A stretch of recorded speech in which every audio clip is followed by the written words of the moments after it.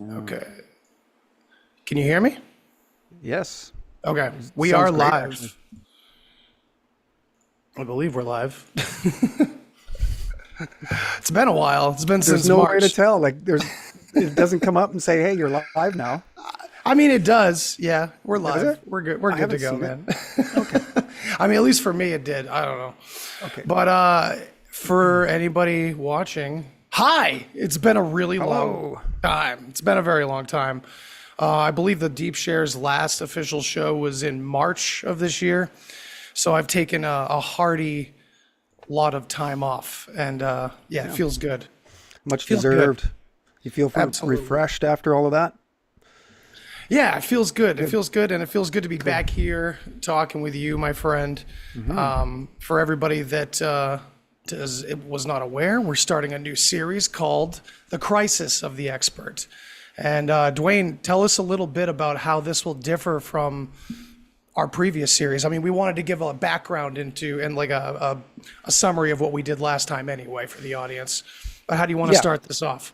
I think that's where we'll start. We'll just start sort of a summary of the rise of the expert, what we found there.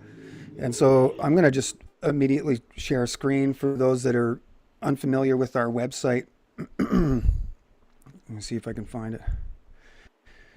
Now, I got a question for you. Shoot. Do you see BP there? Yes, I do. Okay, sweet. Bulletproof And now- Publishers. Now, can I just interchange between tabs? So now you see Colonial Colleges? Absolutely. Oh, beautiful. Okay, that's going to make everything super simple. Look at all these beautiful tabs we have Yes. for you folks tonight. Yes, and we're going to try to get through all of them because there's a conclusion here at the end. We want to set everybody up for this 2022 Walter Lippmann Conference. We're kind of going inside the belly of the beast of the scientific expert belief and where it started. And so we are starting at the Columbia Journalism School because that is really considered sort of the mecca of journalism, even in the world, much like Yeah. Yale is to law and Harvard is to law.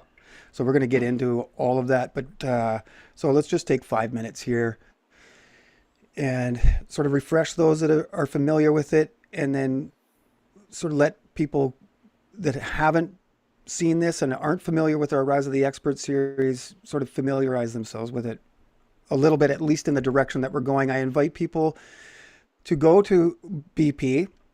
You can see we've got the 10-part series of the Rise of the Expert because we asked ourselves why our society was so governed by the scientific expert or the opinion of this technical expert. You know, we saw this in COVID very overtly, that even our politicians and the people that we allegedly vote for took a back seat to the opinion of the scientific expert.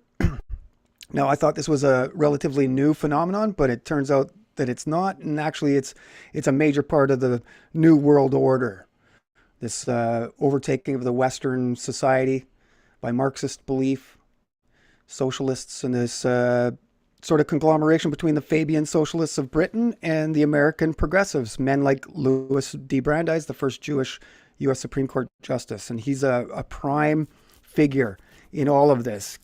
We concluded that he's really the maker of our modern day social contract.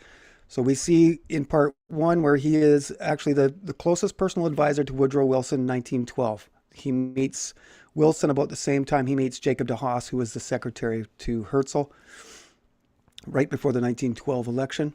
That election is the three guys that are involved in that, Wilson, Roosevelt, and Taft. They're all Century Association or Century Club members. So we see a real pivot, turning point in American history right here, and what we're seeing is that it's setting up for America as the 20th century being the American century. So I've got a book here on the shelf that explains it well. This is Walter Lippmann and the American century, okay? And we're going to see some footage of our friend here, Ronald Steele, official biographer of Walter Lippmann, in some video, admitting that he's a lifetime member of the CFR and all of those things.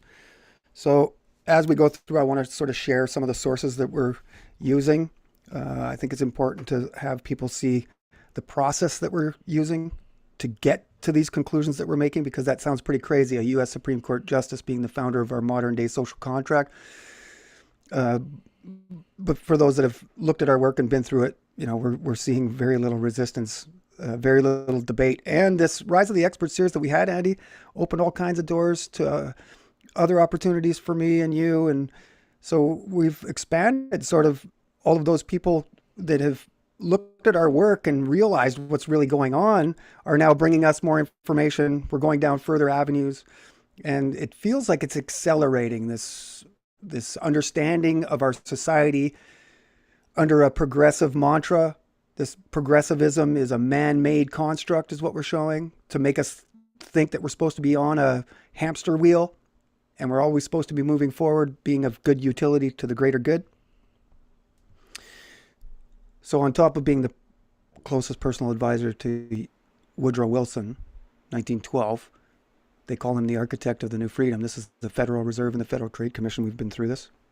And so he's really considered the architect of the Federal Reserve. Right. Which puts into question, the official alternative story of the creation of the Federal Reserve, Jekyll Island and all of this. And so I would say that is all associated. It's just, in the how many ever page book of Jekyll Island, I've got it here on my shelf. There's no mention of Brandeis and no mention of Lippmann, yet they are hugely important in the creation of the Federal Reserve and usury. Yeah, absolutely central to it. It's unreal that it's not mentioned. They're not mentioned once.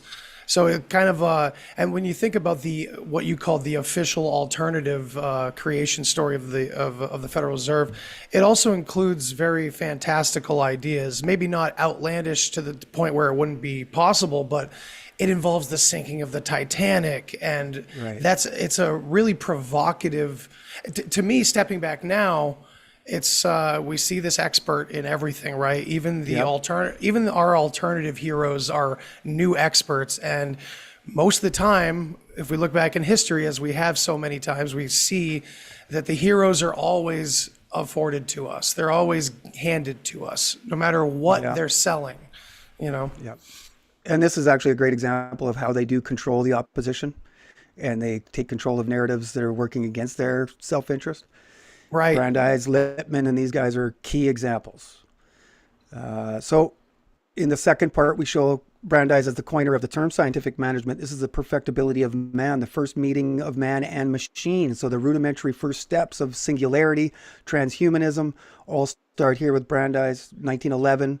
And when we look at the cover of that book, there's a fasces on it. So we see fascism through the War Industries Board, Bernard Baruch, another Phi Beta Kappa from William and Mary College, just like Brandeis, Lippmann, they're all Phi Beta Kappa.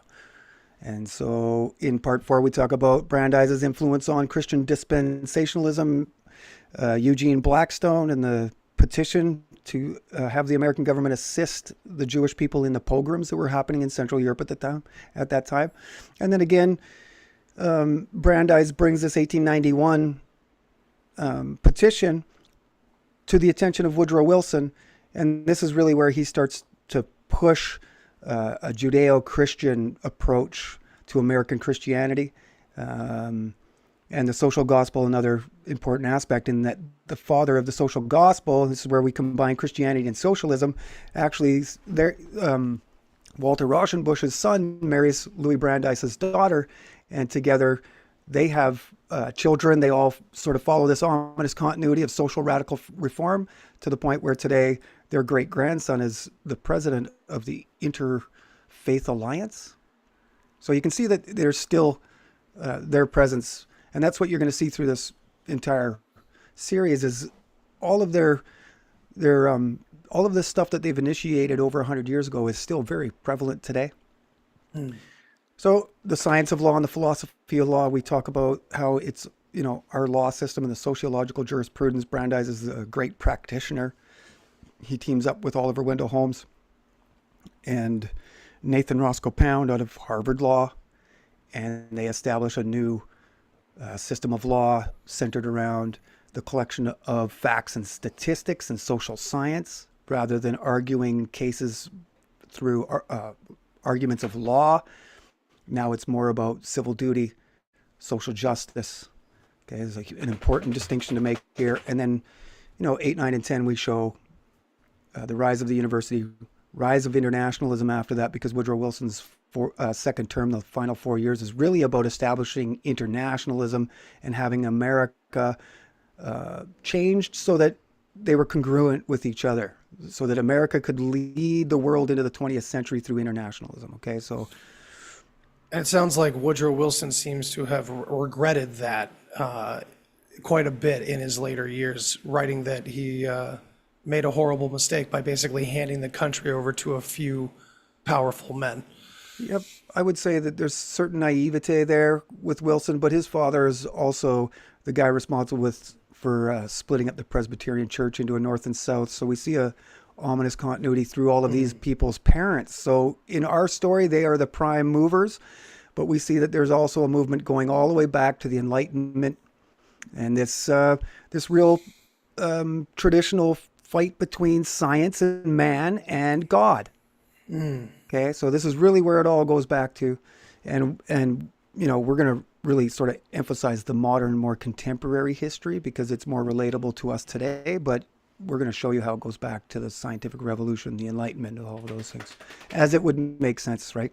It's going back to the scientific revolution. Yeah, So I we'll show mean, that tonight. with my ancient research and your modern research, we're the years are getting closer and closer together. Our timelines Yes. are lining up slowly but Yes. surely, because you're right. It goes all the way back to the Enlightenment and what the groups of people, how they change and what they're called now versus what they were called back then. There's something that's been snaking its way through our entire civilization since the beginning, it seems, at least, well, dare I say the beginning, more like, what is so called the cradle of civilization, so it goes all the way back. But tonight we're going to start yet another series diving more into the modern, because it's really, like you said, it's much more relevant to everyone out there. Yeah. So stay tuned for more series coming up after this one. Oh yeah, and we've already talked sort of off air about some of those that we can do, and those are exciting as well. But I don't want to talk too much about that. Now So let's get in. here's a picture of the Association of American Universities. Okay, and now what I want everybody to understand is that this is one of the necessary aspects to governing a society through the opinion of a scientific expert. Okay, and so what we're showing is that the entire Association of American Universities, you can see here, it is all of the major ones that you would expect, including Ivy League, the most prestigious of all. This network to control society through the opinion of the scientific expert. It all comes from Europe. Okay, and some of the important drawings here, pictures that I want to show, is that cities, including Paris, when they were first built, centered around the university in this academic intelligentsia idea, that we're, the intelligentsia, or the intelligent or superior ones, the ones that know all of the knowledge, especially those with the Master of Arts, liberal arts degrees, are going to be the ones to build your cities around. Okay, and so you see that in medieval Paris, and we showed in through the science, part 6, the science of law, how the founders of sociology and the social sciences, actually through the manifest destiny and this march towards the West, start to establish a distributive network across America, building cities and using this whole idea of urbanization and building cities along the way as a part of this. And then they established the university as a necessary part. Okay, so here's some of our sources that we're using. Charles Homer Haskins, and what I want to show here is the Morrill Land Grant Acts. This is really how the Association of American Universities was founded. Was through federal government grants to each individual state. These are 30,000 acres at a time, and you can see that there's 30,000 acres is quite a bit for a university to be handling, but this is what they were doing. They were going to allow them to now rent out segments of this 30,000 acre land and start to build a city around their universities. Wow. It's all starting with the Morrill Land Grant Acts 1862, and Abraham Lincoln is the one to actually sign these in to reality, which is an important thing to understand moving forward. That Lincoln is very involved in all of this. Okay, so I think I would just direct people towards this article and the episode. So we'll just back out of here, and I just want to show everybody that below each article, we've got newest interviews, and these are the ones that we did here with you, Andy, and the Deep Share. So we've got accompanying podcasts with each article where we go in, just as we are tonight, deeper into the details, the who, what, why, where, when. Okay, so I think where we want to start here is colonial colleges. This shows us here quickly that these are the universities that predate America itself. Yeah, this is the craziest part that you taught me. I couldn't believe this, that they predated. It was like these were the first strongholds almost of like conquering this land. Yep, and it's all on the English or British colonies. So this is definitely steered by Britain. This is why we're saying that America really didn't ever leave the clutches of Britain. This is all just, as far as I'm concerned, a myth at this point, that, this is all established by the British. And I would venture a guess at this point that America is really just a corporation. And the British were involved at the very beginning. So you can see King's College is Columbia now. Queen's College is Rutgers. College of New Jersey is Princeton. University of Pennsylvania, Brown. So what do these all have in common? Well, they are all members of the Ivy League. And at the bottom here, we have College of William and Mary. So what I want to say here is that Harvard started in 1636. We've gone over this in The Rise of the Expert. William and Mary, 1693, and Yale at 1701. Columbia University, 1754. Union College, 1795. Okay? So long before America is created, they are establishing this academic scholarly network already, and they're going to build America around it. Now, I just stated that Harvard is older than William and Mary. William and Mary is where we get Skull and Bones, Phi Beta Kappa. Okay, and what we've shown in the Rise of the Expert series is that almost every single one of these guys are cum laude, magna cum laude, summa cum laude, Phi Beta Kappa. It's unreal. So we what got is to get someone in there? Right. So William and Mary stakes claim here on their website. You can see cool facts, lots of firsts, and some other interesting tidbits on William and Mary here. And you can see highlighted that they admit that this is the first institution of higher education to confer medallic prizes, which were gold medals donated by Lord such and such. Okay, so and at the top there it says that Harvard may have opened first, but William and Mary was already planned. Original 1619 plans for William and Mary called for a campus at Henrico. So William and Mary College is the only American institution of higher education to receive its charter from the Crown under the seal of the Privy Council in 1693. Hence, it was known as Their Majesties Royal College of William and Mary. And William and Mary are the king and queen of England at that time, I believe. So you can see a direct connection to the oldest universities in America back to Britain. Okay. It's like in plain sight.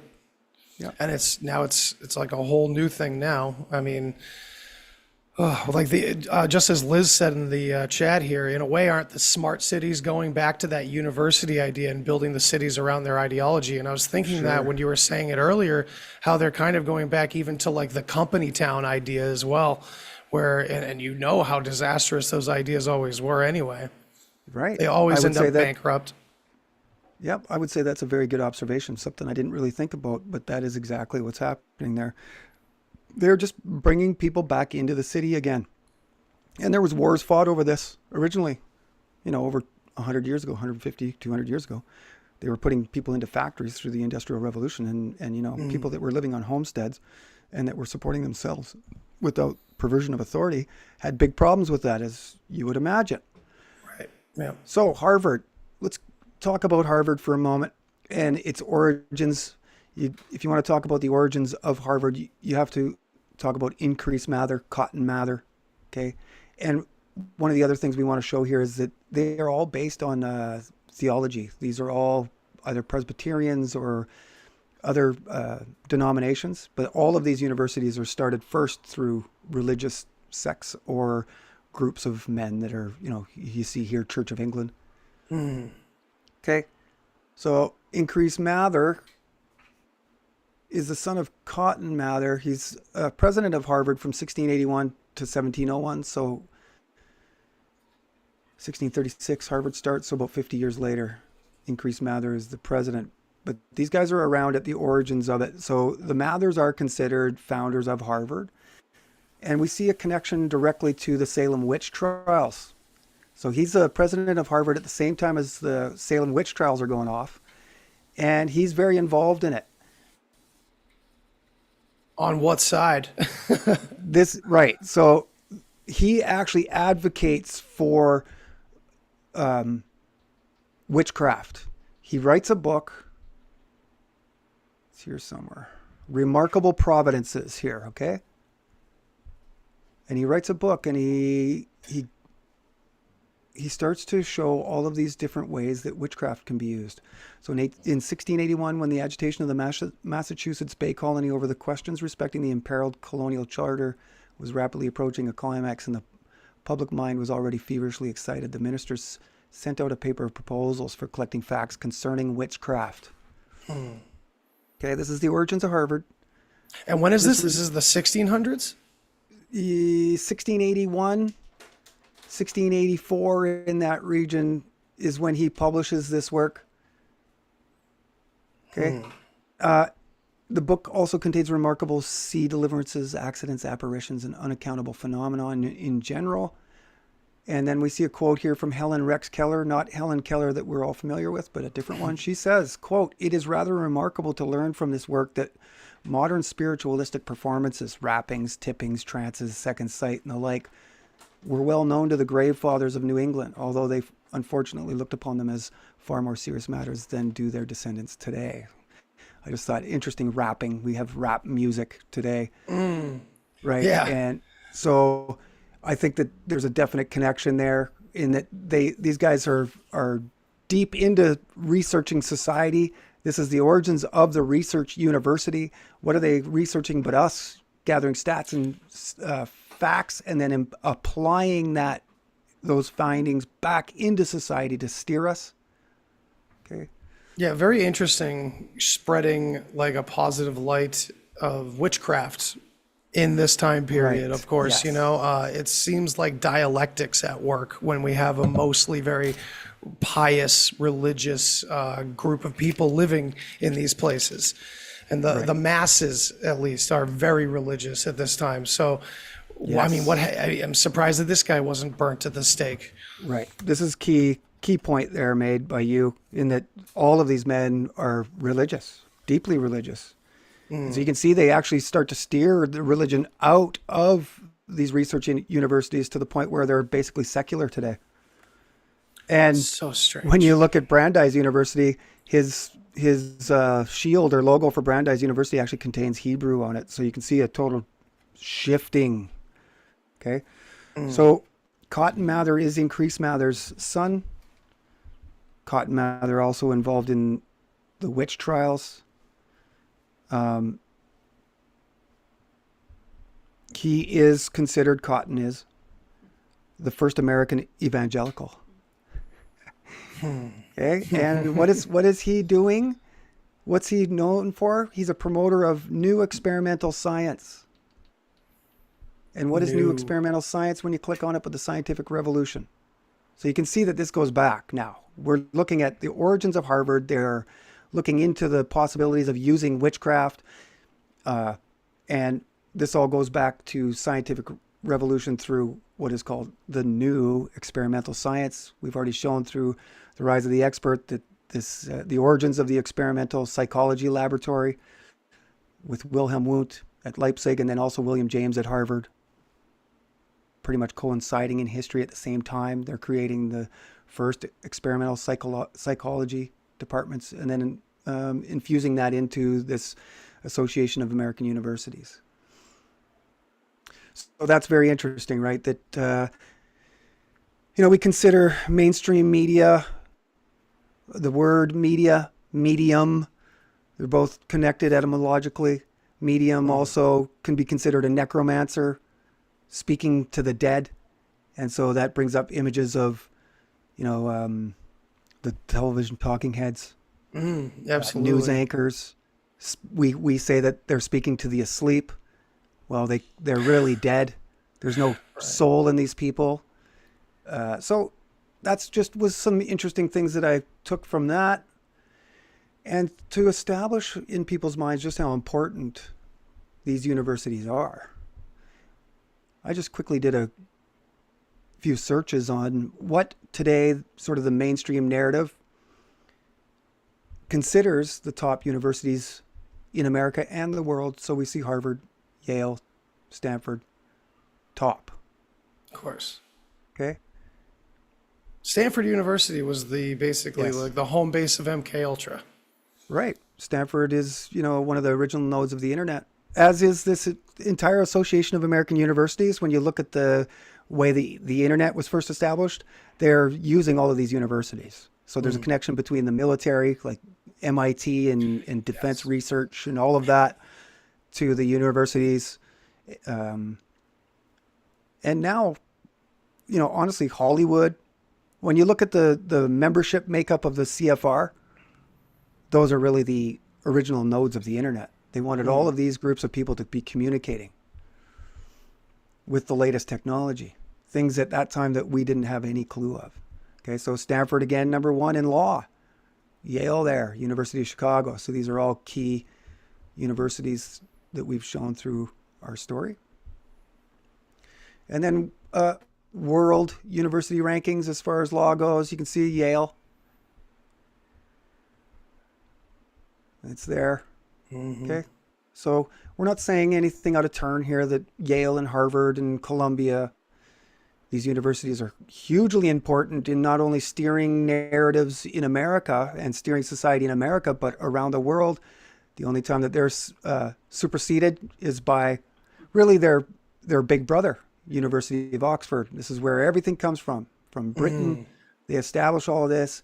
You see that the first nodes of the internet that go across the ocean go to places like University of Oxford.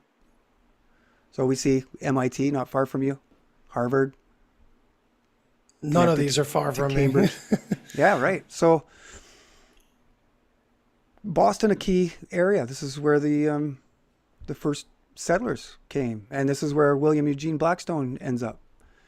So best journalism schools, as we sort of switch gears and get into this, the Walter Lippmann connected aspect to the rise of the expert, who's sort of considered top-notch universities as far as journalism goes. Yeah, Walter gets to have his day here. Yeah, but Columbia, okay? This is important going forward, that everybody understands that Columbia is really considered one of the top universities for journalism. And here, I want to just take you down a rabbit hole a little bit, everybody. Please No, do. you just put these questions in, right? And I asked most prestigious journalism schools, and we get a list of a bunch. But as one of the most prestigious institutions in the United States, the Columbia University Graduate School of Journalism is known for its rigorous curriculum and esteemed faculty. Prestige means to trick or fool. But let's go down here because, they offer a lot of answers. So which country is best for journalism? Just so everybody can see, they're considering the United States and the UK. Not India, right? Not any other country that you might assume. It's the U.S. that is really driving journalism around the world. Anybody that wants to be an accredited professional journalist is going to want to go to America, and specifically Columbia. So a little further down, what is the journalist capital of the world? New York City. Journalists create content and write pieces using their opinion. Oh, this is the next question. What's the difference between a journalist and a reporter? I thought this is poignant because journalists create content and write pieces using their opinion. Yes. Is what is said here. Now, this is a major shift in how journalism or reporting was done in America. This is why we have, basically all of our media now is just opinionated reporting. There's no investigative journalism going on. And so it makes a distinction here between journalism and reporters, and it's erroneous in ways in both. In that Right. journalism isn't supposed to be opinionated, and reporters here, they're stating, rely on collected facts, which isn't necessarily the best way to find the truth, because we know now that facts and stats can be manipulated and have as many viewpoints as people looking at them, generally. Okay? Now, we can get into facts that are real and all of these things, but the general use of facts collected from society to argue a point is fallacious in its very nature, in that facts, like I said, can be not irrefutable. They can be looked at, as stats can, as we all know, from various different viewpoints and perspectives. Okay, so highest paying journalist jobs, we have financial writer, political reporter, travel journalist, and then there's the investigative writer way down the list. And really, this is who we should be. This is really the spirit of journalism. This is where we should be today.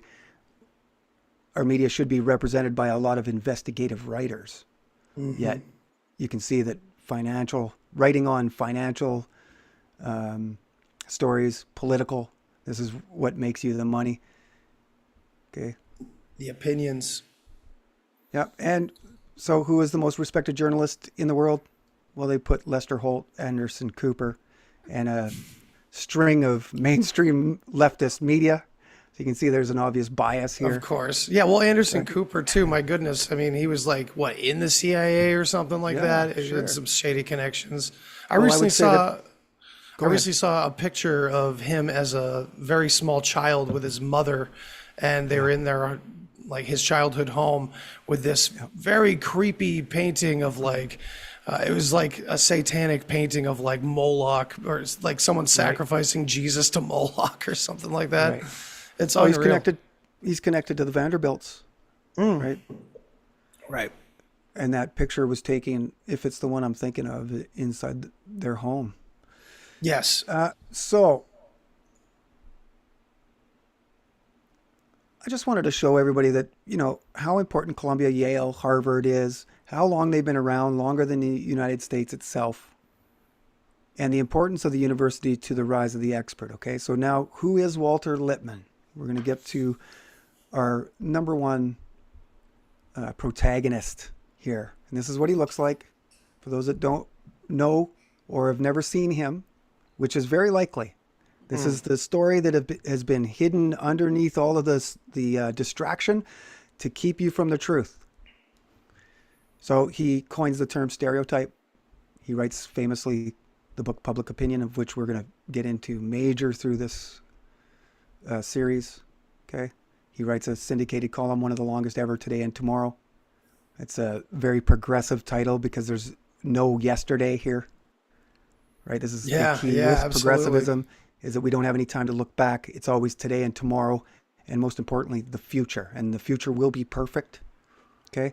But the most important thing here I wanted to show, aside from him graduating Harvard with a Bachelor of Arts, founding the New Republic, which we'll get into, he's also been highly praised with titles ranging from most influential journalist, and we've got sources here, of which I go into, of the 20th century, to father of modern journalism, Michael Schudson, who we are going to meet in this 2022 Walter Lippmann conference, writes that James W. Carey considered Walter Lippmann's book, Public Opinion, as the founding book of modern journalism, and also the founding book in American media studies.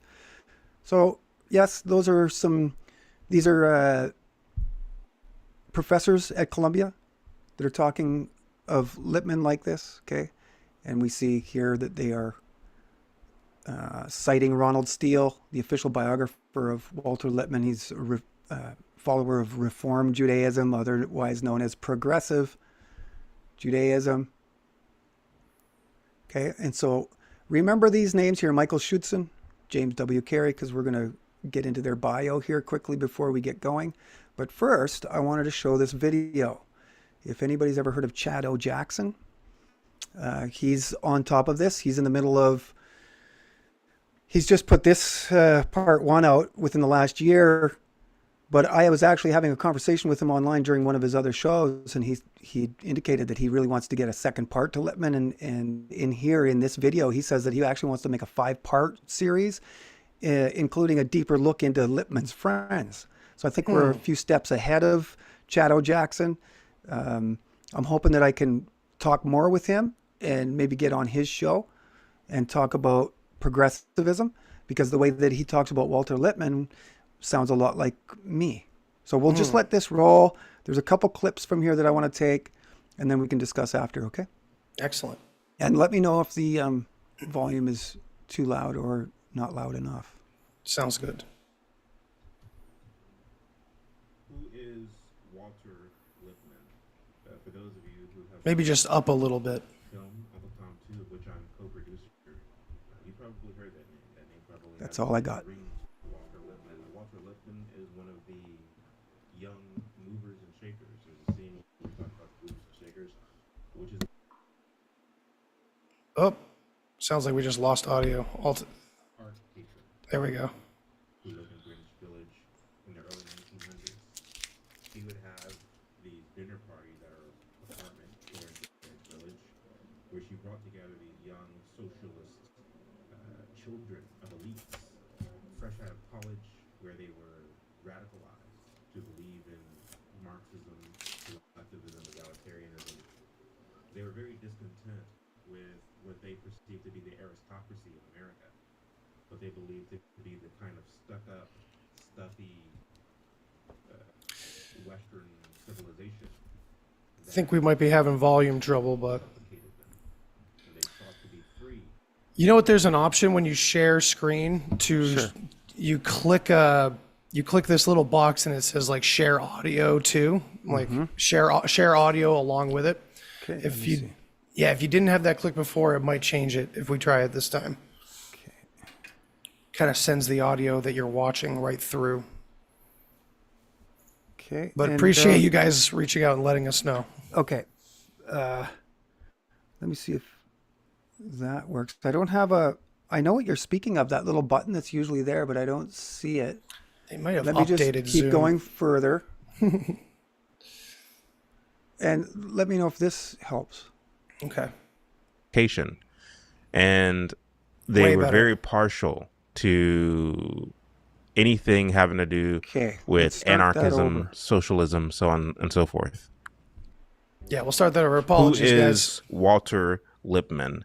For Who is those of Walter you who Lippmann? have watched the film Uncle Tom 2, of which I'm co-producer, you probably heard that name. That name probably has a bit of a ring to Walter Lippmann. Walter Lippmann is one of the young movers and shakers. There's a scene where we talk about the movers and shakers, which is a book written by Mabel Dodge Lujan, who was a art patron, It's a if you will, political salon. who lived in Greenwich Village in the early 1900s.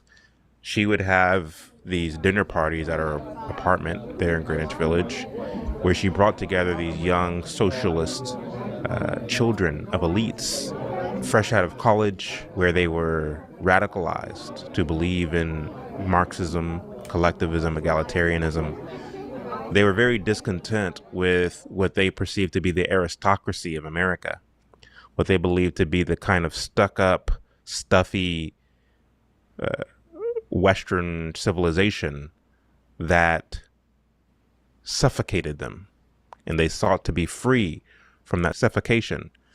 And they were very partial to anything having to do with anarchism, socialism, so on and so forth. And in amongst that group was a young Walter Lippmann. Walter Lippmann went on to establish himself in journalism, as well as political advising. His friends, who are part of that dinner party scene, went on to other professions as well, be it entertainment, education, corporate America.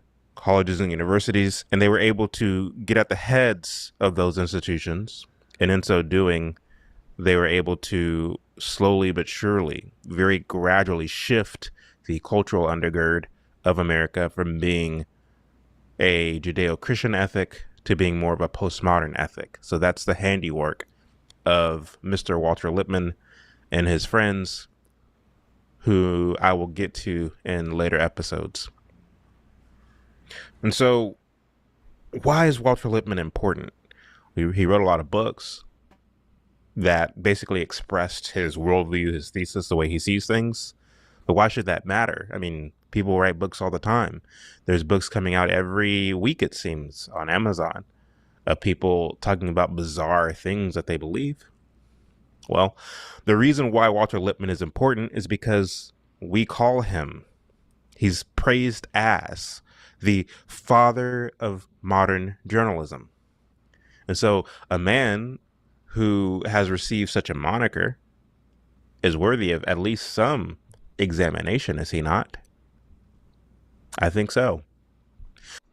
Okay. So he has the same sort of idea as we do about all of this, is that if you're going to have the guts to call this guy the father of modern journalism, well, we're going to look into him and sort of understand his value system, where he comes from, his motivations as to what he decided to do. He's very influential in our modern day, in that he was really the first social influencer, the first political philosopher. He was groomed under William James and George Santayana at Harvard to be just that. And so now we see the same thing in people like Joe Rogan, Russell Brand, Fabian, right? Same exact ominous continuity. These guys are connected to the same situation as we're showing here. So I think a little further deeper into Walter Lippmann is where we need to go. And so I also want to show at the History of Propaganda, we did a video on him as well. Mm-hmm. And so we're just going to take a couple clips from that, if I can find it here. Yeah, if you guys don't know Duane's YouTube channel, History of Propaganda, go follow that. Yes, we've done a lot of videos on the progressive era. And so this is the video here. You can see that, an interior shot of the House of Truth now? No, you got to share the screen again. Oh, okay. Hang on. Hang tight. Gotta find out where I am now. Hang on. Oops. Bear with us, old men using modern technology. Yeah. We are not experts. And you know what? It's okay to have pregnant pauses. Hell yeah. This is really what we need to break away from, is these automated voices that we're supposed to have as, talking heads. Yeah, don't let dead air happen. Well, Yes. let's let it breathe. Right. We're live. Yes. We're hanging out with our friends here. Yes. You know? This is Thank one of you the all things for that watching, by the way. Appreciate to have you all here. This is one of the things we need to do. Just let it breathe. Be okay with pregnant pauses. This is some of the brainwashing that makes us speak and be uncomfortable when things go quiet. So Yes. let me just see. Am I in the right place? Okay, hang on. It's funny, just as a sidetrack. Just as a sidetrack while you're looking for that, my son seems to be teaching me that value more than anything else ever has in my life, where he doesn't really like to listen to music when we're in the car. So I don't really put music on. And I'm not going to put on like a podcast that I'm listening to and just have him alone in the back seat. You know what I mean? Mm-hmm. And at home, he's not really he'll watch a movie here and there, but we don't sit down and watch movies all the time, which is how I was raised. And it's nothing against my parents. It's just interesting that a lot of our family time was not communicating and just letting it come into our brains through the television. And my son is breaking that cycle for us without even giving the option, which is really cool. He's like, let's just hang out and talk. And it's way better. Our children can teach us a lot, hey? And this is, absolutely. somebody just new into the world that is uninitiated in the ways of the world, and he's just acting as natural as he can and following his heart, right? This is a lot of us as children would have never seen any of this, never looked at the world in the ways that they have. Right. And good on your son for allowing it to be okay with silence. I think we all need to spend some time during our day in silence, silent contemplation. This is really what scares the shit out of a lot of people, is being alone with your own thoughts. And that's a challenge. Yes. And so successful people are able to do this, as much as, they delay gratification and a lot of these attributes of the successful. One of them would be to be okay in your own presence and to be, not inundated with noise nonstop. So now we should be looking at the interior of the House of Truth, the Prophets of Progress across the top. Yes. There it is. Okay, so this is our own take on Walter Lippmann. There's 2 clips from here that we're going to take. We'll just let them roll through and then comment after. And again, let me know if the volume isn't quite right. At 22, Walter Lippmann was the youngest resident, arriving like Frankfurter, Phi Beta Kappa, with a Harvard Law degree. Lippmann cum laude. By the time he arrived at 19th Street, Lippmann was already influential and showing his early collectivist leanings, writing for International Magazine. Lippmann had also been elected to the board of editors at the Harvard Monthly and had just founded the Harvard Socialist Club and was on the executive committee of the Intercollegiate Socialist Society. By 1910, Lippmann had been profoundly influenced by 2 relationships while at Harvard, where in his final year he was assistant to the political philosopher himself, Professor George Santayana, and the very father of American psychology, William James, a pragmatist who believed there was no real truth. Lippmann counted Sigmund Freud an important influence, Freud nicely pointing out our biggest weakness, that we make decisions based largely on emotion rather than logic. Within 3 weeks of gaining his master in arts, Walter dropped his studies, choosing instead to work for the socialist rag Boston Common. That same year, in 1913, he became a member of both the Socialist Party and the Socialist Press Club. Lippmann's early life, including his years at the House, were clearly defined by his overt socialism. His many friendships within the Greenwich Village political salons most likely gave rise to the very idea of the House of Truth, if not in name, then certainly in concept. But more than that, Lippmann helped found an institution, a new radical variant of the humanist movement, American liberal progressivism. It is while living together at the house that Lippmann and Frankfurter partnered with fellow Harvard alum Herbert Croly and Billings' learned hand, along with other leading progressive intellectuals. Together, they founded the voice of American progressivism, the New Republic. The project was supported financially from its onset by board member Dorothy Payne Whitney and her husband, J.P. Morgan representative Willard Straight. The first issue of the New Republic arrived on November 7, 1914.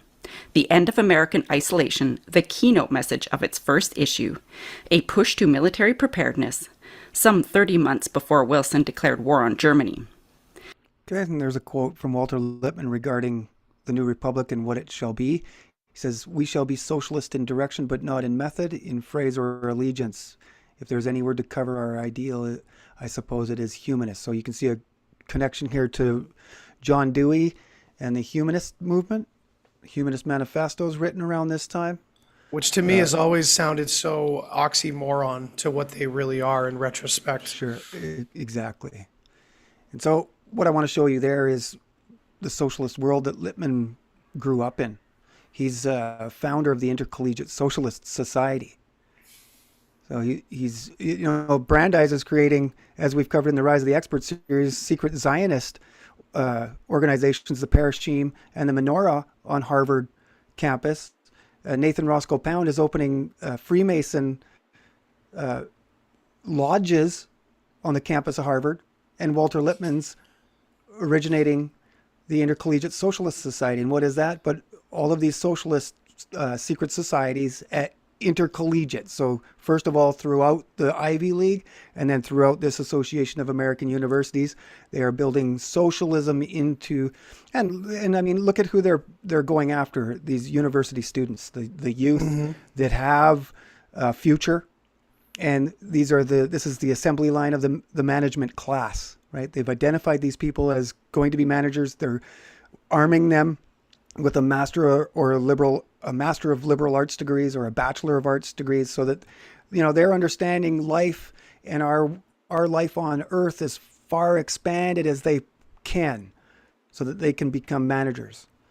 Yeah, when I was watching the conference, there was so many times where it felt like I was listening, like you said, a fly on the wall, but it was like the fly on the wall of a secret society, even though it's more of a public society. It's like it's like the relationship between MK Ultra and the hypothetical Project Monarch, which is basically like taking MK Ultra out into the wild more broadly. And it's like, this is what's happening here, just as you're saying now, where they're intentionally creating like a new form of secret society in a much different way than it had ever been done before, much more out in the open.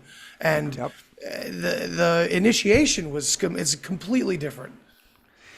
Yeah, and this is why I wanted to sort of center on this 2022 Walter Lippmann conference, this crisis of the expert, they call it, because they're looking at Anthony Fauci being attacked from the left and the right, mainstream media crashing, and, basically every aspect, every form that we have in Western society is crumbling.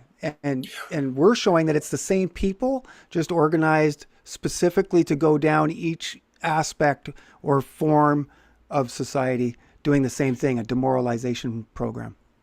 I don't know if this is a form of hope that can be kind of held onto a little bit, but it's interesting that through those years, 21, 22, 23, that time period, we didn't get the feeling directly from these media people that they were floundering, that they were falling apart, running for their lives through the burning building. But watching this 22 Walter Lippmann conference was quite different. It seems like the people that actually matter really, really cared about what was going on the internet, and what people like you and me were saying about this scientific expert strategy that is clearly a house of cards. Yes. And so we're now at the point, and we're going to, as we thresh all of this out, you're going to see that we're at a point, either we're thinking that we are making such an impact, the truth movement, that it's actually shaking the foundations of their whole scientific expert, the whole superstructure, or the plan is to tear the opinion of the scientific expert down, along with capitalism, along with mainstream media. And so I feel like we're right in the wheelhouse there. We're either going to get ahead of their narrative and start showing people that they're actually trying to tear down this system to bring in totalitarian government, or on the other side, if you want to look at it from a positive aspect, I think that we may be making more impact than we know when we're causing these kinds of emergency weekend meetings of crisis of the expert with the academic scholar. Well, we must be making a difference. Yeah, over what? It was like 4-day conference, I believe, right? 3 days. It was at least 15, 16 hours of video. So there's, more even to it than that. And so we're going to get into that right after we finish sort of giving everybody a early bio of who Walter Lippmann is. We feel like this is important because they named it at this whole conference after him. He's really the pioneer of, people like Henry Kissinger, Zbigniew Brzezinski, but he's also the pioneer of people like Walter Cronkite. He's a lifetime founding member of the Council on Foreign Relations. CFR, foreign policy directs American government and has ever since. So this is the unspoken progressive aspect to it that goes up the middle between the two parties. This is why U.S. foreign policy continues to kill people from good, safe distances, no matter who's in the Oval Office. And then I also want to say this about progressivism, that this is only a school of thought and an ideology. So if we can actually show that, if we can actually have a growing awareness of the fact that these people are trying to make a largely liberalized thinking world and it's progressivism, all we have to do is overthrow the school of thought, or at least show that what it's doing and how it is. So we don't have to necessarily worry about overthrowing the Rothschilds or overthrowing the New World Order, any of that. It's to get a public debate on the idea of progress as a man-made construct, this idea that we think is natural, like evolution, that we just continue to evolve and move forward. I think this is an aspect that was driven into us by who? But these people that founded monopoly capitalism, which is the same sort of paralleling aspect. And so... And this idea goes, and this is something that goes all the way back, this idea. So, yeah. So we'll do the last 4.5 minutes here of the Prophets of Progress, and you'll get a real good indicator of who Walter Lippmann is. This is a Century Association logo here. It's a Century Club, and this is the Bohemian Club, right? The Century Club is the gentleman's club in New York and Washington and in San Francisco, but the Bohemian Club comes directly out of this. And Walter Lippmann is a member while claiming to be an outsider as a journalist, right? Even today, 100 years later, people, historians, biographers contemplate whether he was an insider or an outsider. Well, we blow the doors right off of that because he's born totally into privilege. He's a member of several of these secret societies, and he's hanging out with these movers and shakers, right? Like Chad Jackson said in the book. And he's influencing everybody because he's a Master of Arts, Phi Beta Kappa. And probably, he's probably got Rothschilds behind him like Brandeis. So with that comes some influence too.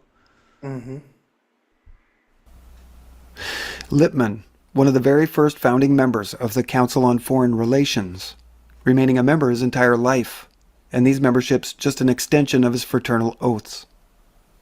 The many connections Lippmann made at these clubs affording him exclusive insight into the newsworthy public figures of his time, but at the cost of his journalistic principles.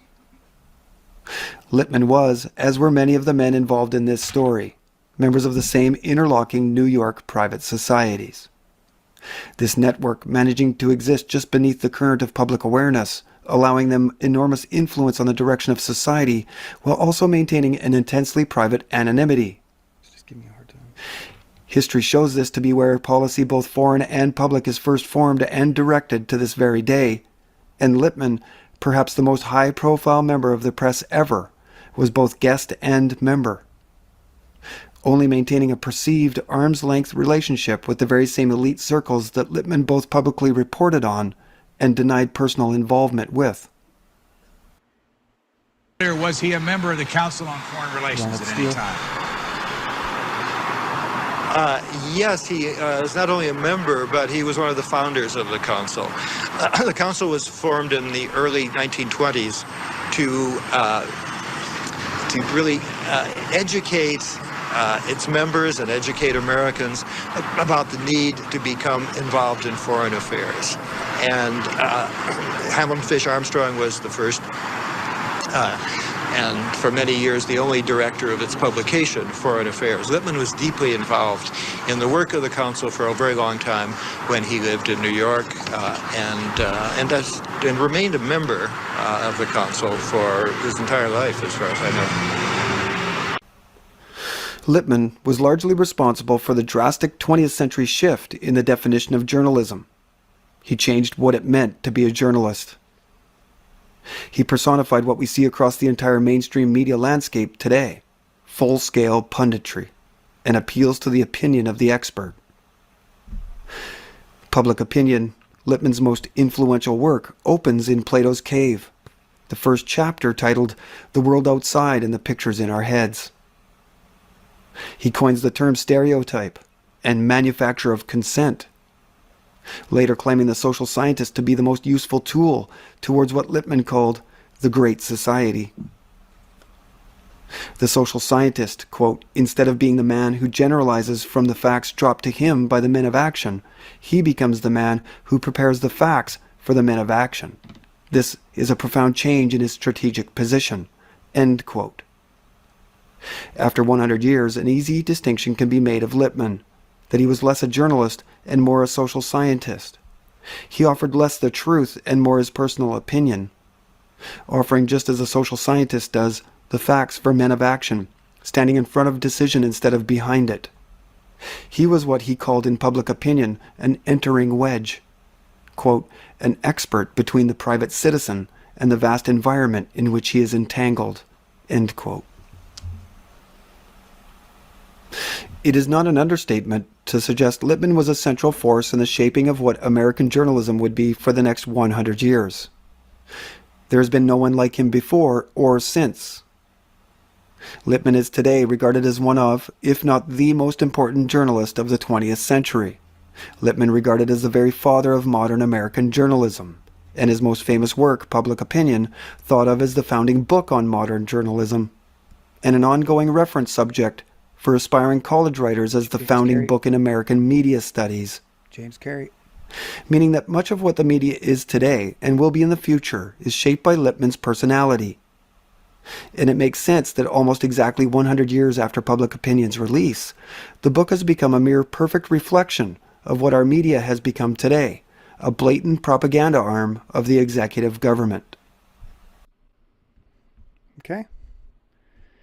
So James Carey, they see, you can see there that they're citing James Carey. We've talked about that on the Walter Lippmann wiki page. Yep. One other thing I just want to take from this book, Zbig, The Strategy and Statecraft of Zbigniew Brzezinski, from page XIX. I think it's in the introduction. I'm going to put my glasses on to prove that I'm an old man here.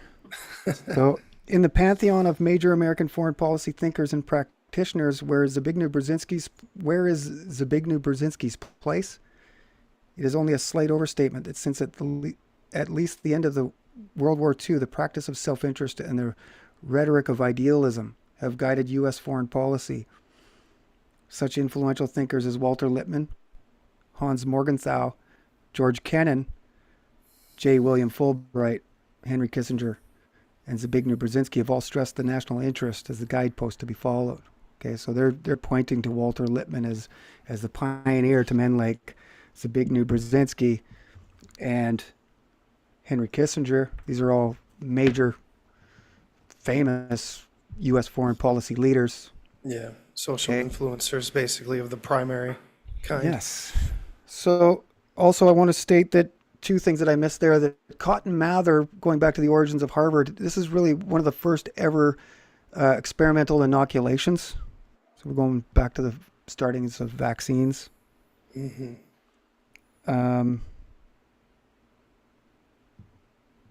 And also, what's interesting is that, Walter Lippmann is creating the CFR and he's writing Public Opinion at the same time.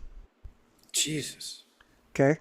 So this, when you understand that he's starting that book in Plato's Cave, and you understand the story of Plato's Cave, the public chained to a wall and only given shadows and illusions, and they figure this is all the truth.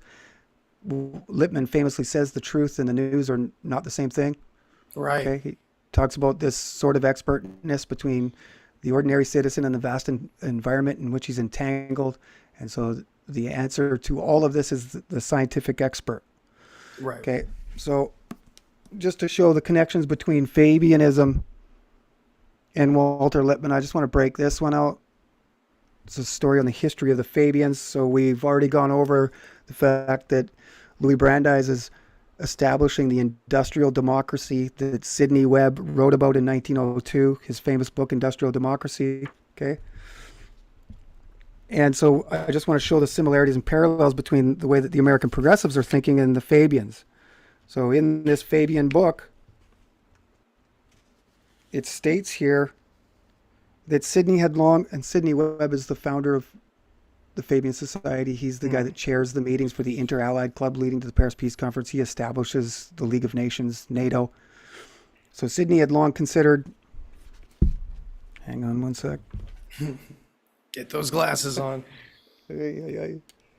So Sydney had long considered that Britain needed an institution devoted to the social sciences. On his American tour, he had been impressed by the work at Massachusetts Institute of Technology. He had envied the École Libre des Sciences Politiques in Paris, so political science, and his work on the Technical Education Board had made him see both the need and the possibility of doing something similar in London. His vision was to found a London School of Economics and Political Science. We see that that's happened. The London School of Economics, very influential, just as the think tank, the Council on Foreign Relations, or the Royal Institute of International Affairs, the Chatham House.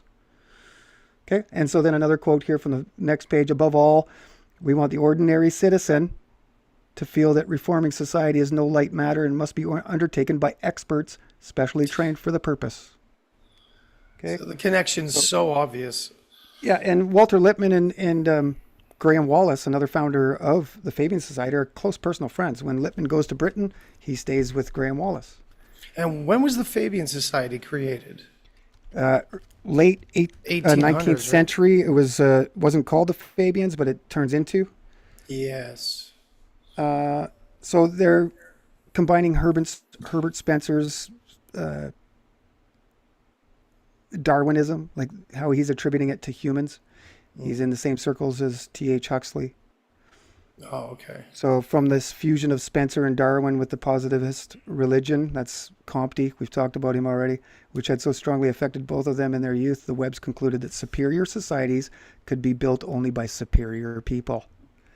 So a new class of salaried experts, okay, remember that, salaried experts, scientists, social scientists, professional people of all kinds, whose skills could be devoted disinterestedly, okay? This is another word that we're going to go over and over. Yeah, to it's the a very important word. Service of the community. Community, another key word. Okay, and on the following page it says, developing a new view of democracy.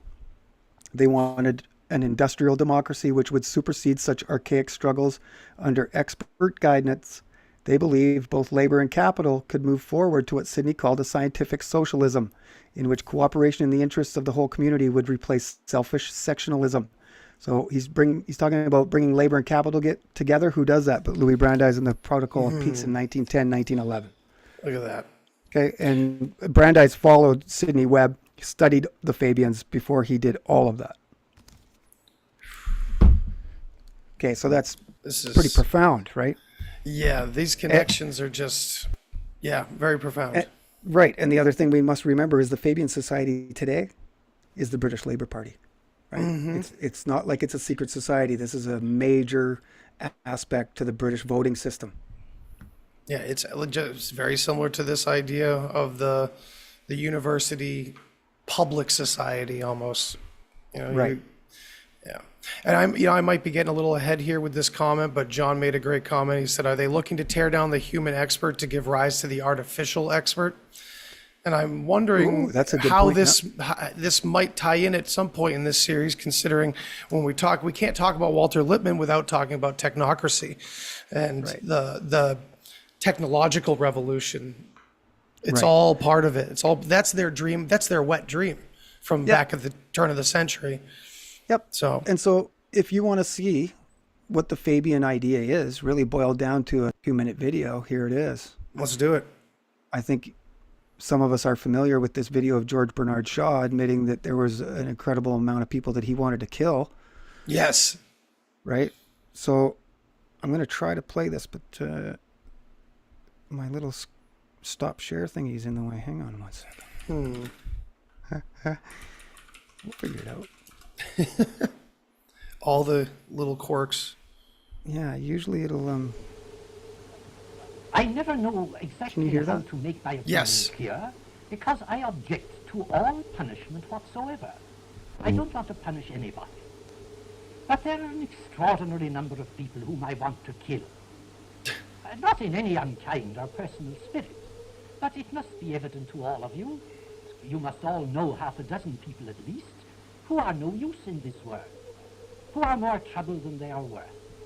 And I think it would be a good thing to make everybody come before a properly appointed board, just as he might come before the income tax commissioners, and say every 5 years or every 7 years, just put him there and say, sir or madam, now will you be kind enough to justify your existence?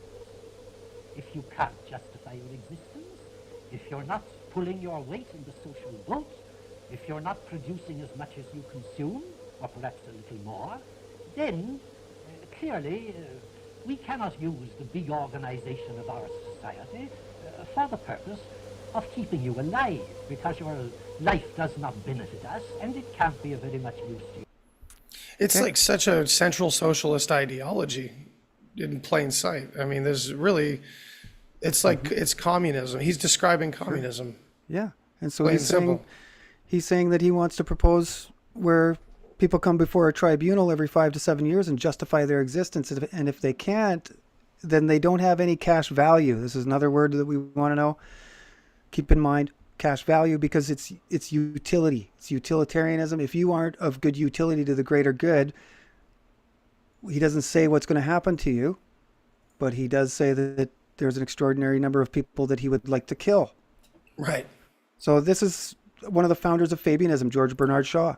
And again, not in any personal attack kind of way. It's what's that word again? Disinterested. Yeah. Like It's such a poignant aspect of this social expert is this.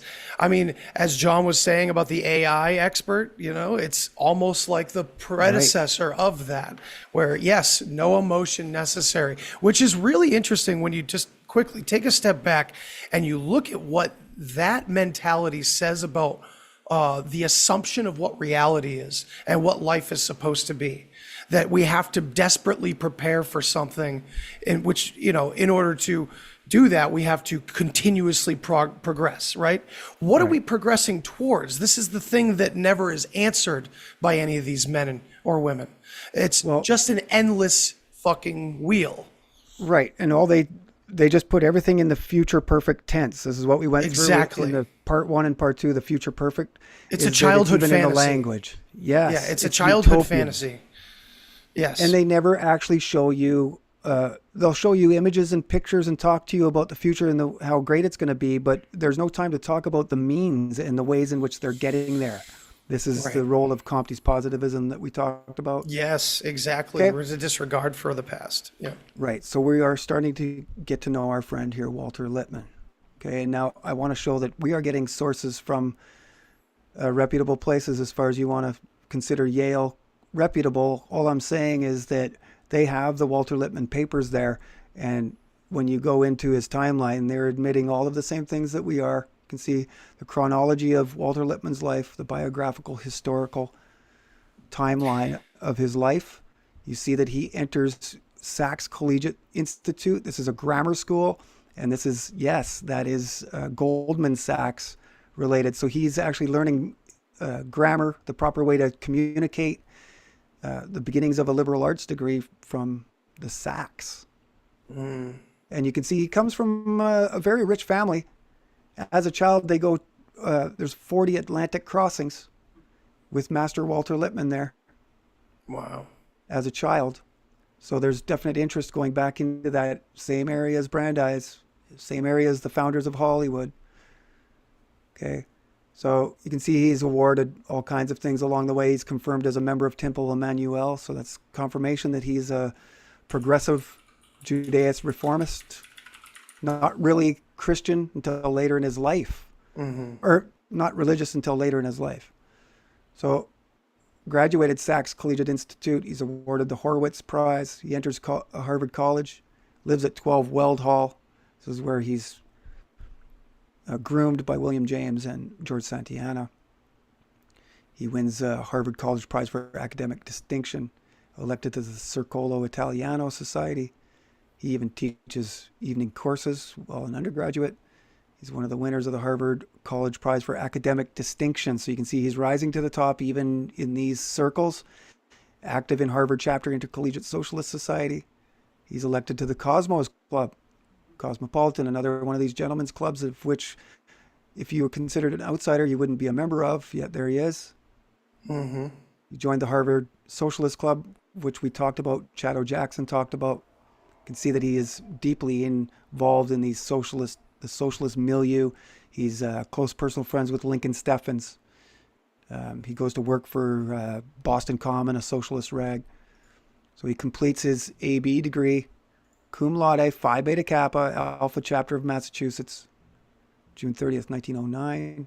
See there, they state that he's working with George Santayana. He's actually assistant in his post-grad year. He is assistant to George Santayana.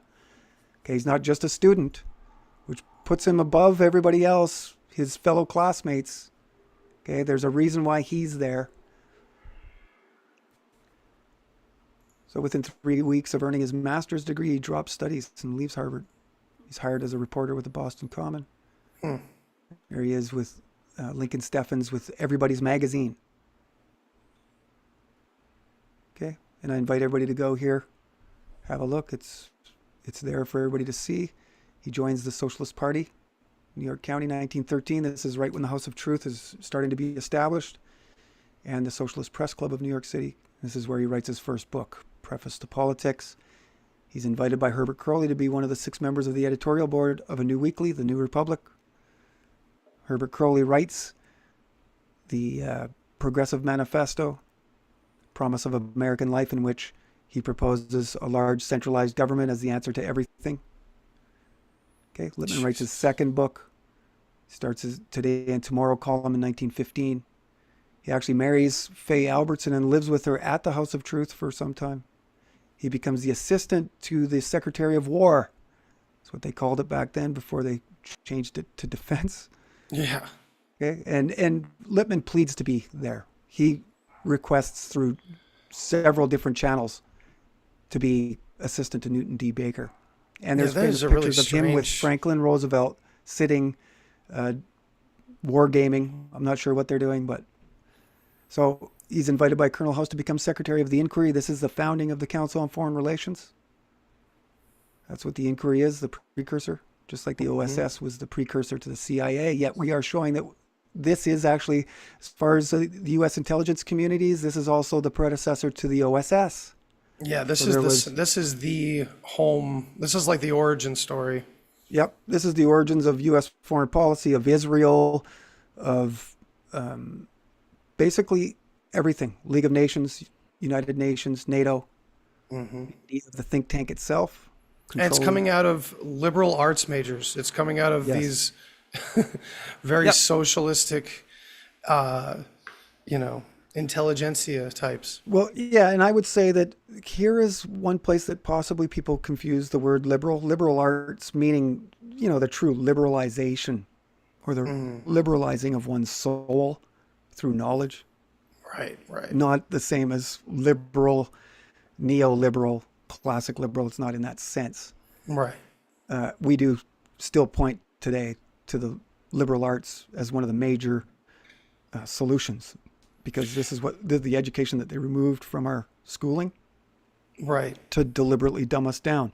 Now, when we understand grammar and logic and rhetoric and the proper ways to communicate, chain reasoning together, identify when we're being lied to, obviously this is all of the most empowering knowledge and information that we should have, yet they took it from our general education, which was where it was at prior to these guys coming along, and they placed all of that most empowering knowledge at the highest echelons of prestigious universities like Harvard. So it becomes the finish line. This is a great travesty in the history of humanity as far as I'm concerned, because I would like to see what all of us being trained with a liberal arts degree would look like 100 years later. I think we'd be in a very different place. Yes. I mean, these men are all trained on this, so they know exactly how to, Yes. tiptoe around everything. Yes. And so there, we see that assigned to staff of Colonel House and to the American Mission to negotiate peace. This is to do with the Paris Peace Conference. And he's also the author of Woodrow Wilson's 14 Points. This turns into the League of Nations. This turns into the United Nations and NATO. Okay. There's a direct continuity Many of the men that were there creating the League of Nations in 1919 were there in 1945, San Francisco and Dumbarton Oaks.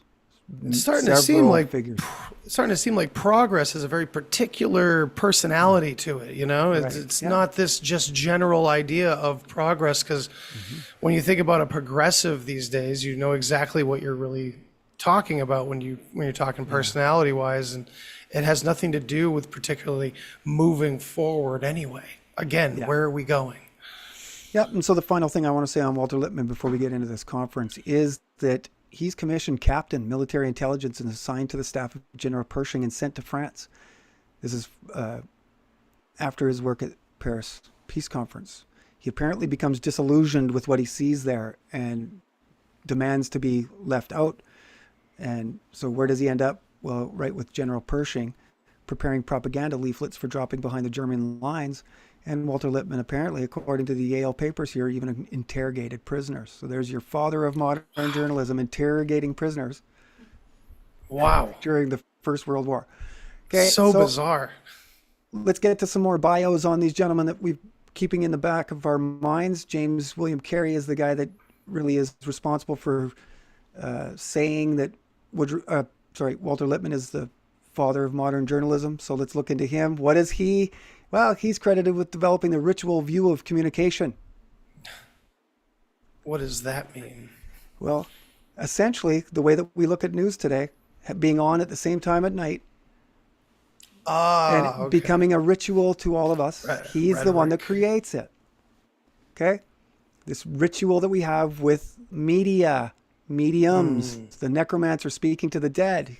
Well, this William Carey is the guy that first establishes the ritual view of communication. Wow. Okay. That's oh man, that's really some deep psychological shit right there. Yes, right. Totally.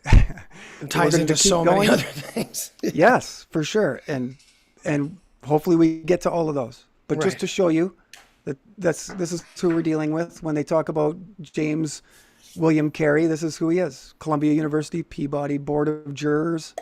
So he's actually deciding on Peabody Awards. Much like some of these guys in this Walter Lippmann conference are there. They're actually Pulitzer Prize, like they're on the board that decides who's going to get a Pulitzer's prize. That doesn't surprise me at all. So, James William Carey. Okay. Now, Michael Schudson is one of the organizers and directors of this. He is also mentioned in... Oh, you cut out. Can't hear you, Duane. I don't know what happened. Suddenly, Duane's... Yeah, it says over here your mic is off. Got a little line through it. Are you muted for some reason? Yeah. There we are. There he is. That just happened. That just happened. That just happened. They're getting us. So, yeah, Michael Schudson, okay, professor of journalism, grew up in Milwaukee, received a BA from Swarthmore College, community colleges again. So we're talking 100 years ago, we're showing through the rise of the expert that all of these founders of sociology, social sciences, and law, they first get their BA or MA from a community college and then go over to the German Historical School.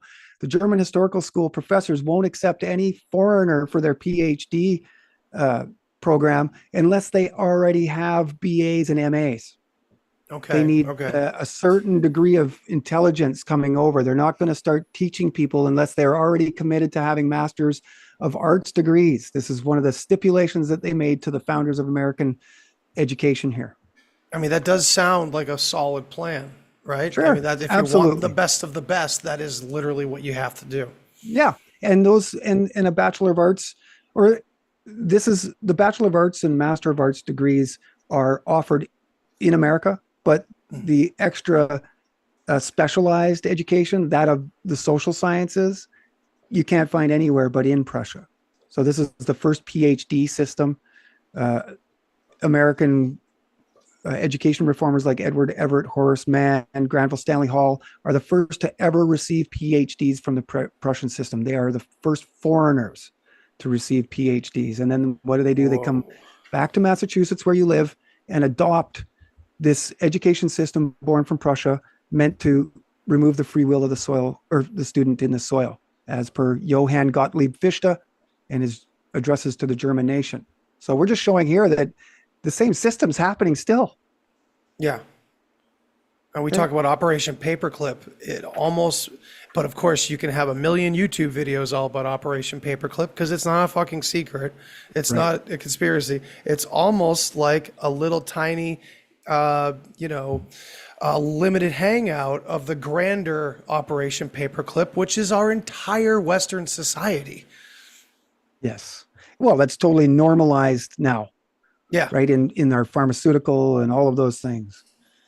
Just like Operation Mockingbird is totally normalized now, the CIA involvement, intelligence involvement with our media, it's totally normalized. Yeah, there's plenty of justification for it across the board. Yes. I try to bring that up to the boomer generation, and they'll have excuse after excuse for why that's okay. Right. It's unreal. Yeah. So here's Nick Lemon. This is the first guy that we're going to see. He is Columbia University Graduate School of Journalism. He was the dean there for a while. Mm-hmm. You see there, Dean Emeritus of the Faculty of Journalism. He's a Reformed Judaist, Harvard Crimson. So he's an editor. This is one of the other things that they want these people to do, is to be able to edit their own periodical, because the dissemination of information is a critical aspect to propaganda. He is a magna cum laude. So following in the footsteps, look at where he's the executive editor of the most CIA of all media outlets, the Washington Post. Yeah. Right. So just a little bit of bio on these guys. And then Louis Menand, of course, is the keynote speaker. Yes. He's the author of the Metaphysical Club. Very, very interesting. Yeah. And which is probably going to be the center focus of another series that Duane and I will do eventually as well. Ties to theosophy and thelema, and just the spiritual side to the whole thing deserves a very serious look, because these same groups, these same people, looking back now, again, we have 100 years of retrospect to look at. I can see this as Duane has given me all this amazing research that he's provided over the past past 15 episodes we've talked to each other or so. It's become very clear that these same experts, the same system has influenced our own, the roots of our souls, about how we feel about spirituality and mortality, which I think if they can capture us there on that level, they have us forever, among so many other levels that they already have us on. So I think just as a side note, look forward to that, because we'll definitely be digging into Menand and the Metaphysical Club and everything that it popularizes. Yeah, and really what it's meant to do is bring pragmatism into America. This idea that you must be of good utility, or it's in the works, what makes it true. So if a hammer can successfully drive a nail into a piece of wood, then it is therefore true. And so they're applying then that to the idea of human utility. And you have to be of good utility. And so all of a sudden resonating again in our mind is this video from George Bernard Shaw about being put in front of tribunals and having to justify your existence. It reminds me of, what's his name? Starship Troopers, about the future, that very republic that they create. Right. Verhoeven was a genius with that movie. And I'm doing my part. Are you doing your part? Yes. I'm doing my part. Right. This is really, and you saw them capitalize on this during COVID, the greater good. Absolutely. As we've shown in the Rise of the Expert series, this goes back to Jeremy Bentham, the panopticon, utilitarianism, being of good utility, doing your part, doing your civic duty. So, yes. It all fits together. Now, this gets into pragmatism when we talk about the Metaphysical Club and the introduction of philosophy and ideas into America at that point. So this is late 1800s. And it's Oliver Wendell Holmes, William James, Charles Peirce, and John Dewey. These are the guys that bring pragmatism in to America. So again, Louis Menand, he's actually Louis Menand the fourth or fifth.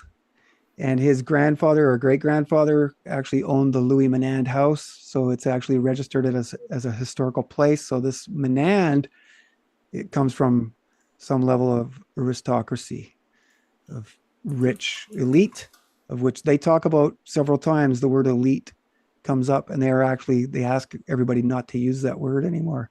Right, of course. It's got such a bad taste now. Right. Harvard Law School, Master of Arts, PhD, Columbia, Princeton, the New Republic, Guggenheim Fellowship. Okay, so they're all the same thing. See, they're going into the metaphysical club, mentioning pragmatism. Mm-hmm. Okay. So that's where we're going to stop. And now we're going to play this video. Yes. Hope you guys are ready for this. Yes. So let me see if I can figure this out. Should be easy. Yes. Yeah, no problem. Okay, we should be looking at a video with our friend Nick Lemon down here in the bottom left, There he is. and an amazing what do you call these, stained glass window? And this Yep. was taken from the World, the World newspaper, the media conglomerate that was there, and so it's just showing liberty between two worlds. I see a rising sun here that's very Masonic. Yeah, I see two balls in a shaft, very Yes, Egyptian, right. which it all Yeah. goes back. Yeah, and two columns on either side. Yep. Right, Well, that would be very the Masonic. man. Whew. Straits Okay. of Gibraltar. Yep. Right. So we're just going to let this go now. I'll let him speak for quite a while. In this video, if there's anything you want to interject or ask or whatever, I'll put just my go hand ahead up. and I'll stop it. Yep, sure. Okay. For the most part, I just want to kind of let this roll. It is 45 minutes. So we're already looking at probably a part 2 to finish this. That's fine. But- Let's yeah. give people a taste of this at least. Yes, we can't rush this No. because we need to go through it in a methodical, deductive way, because that's the only way it's really going to hit home the way we need it to hit home here. Okay. So we'll just let this guy speak, and he's going to elaborate on the origins of Columbia School of Journalism and this stained glass window.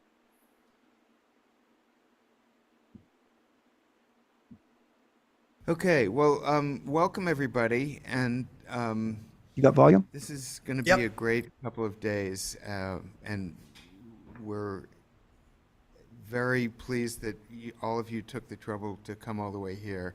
We've lost a couple of participants to COVID, et cetera, at the last minute, but we got almost everybody.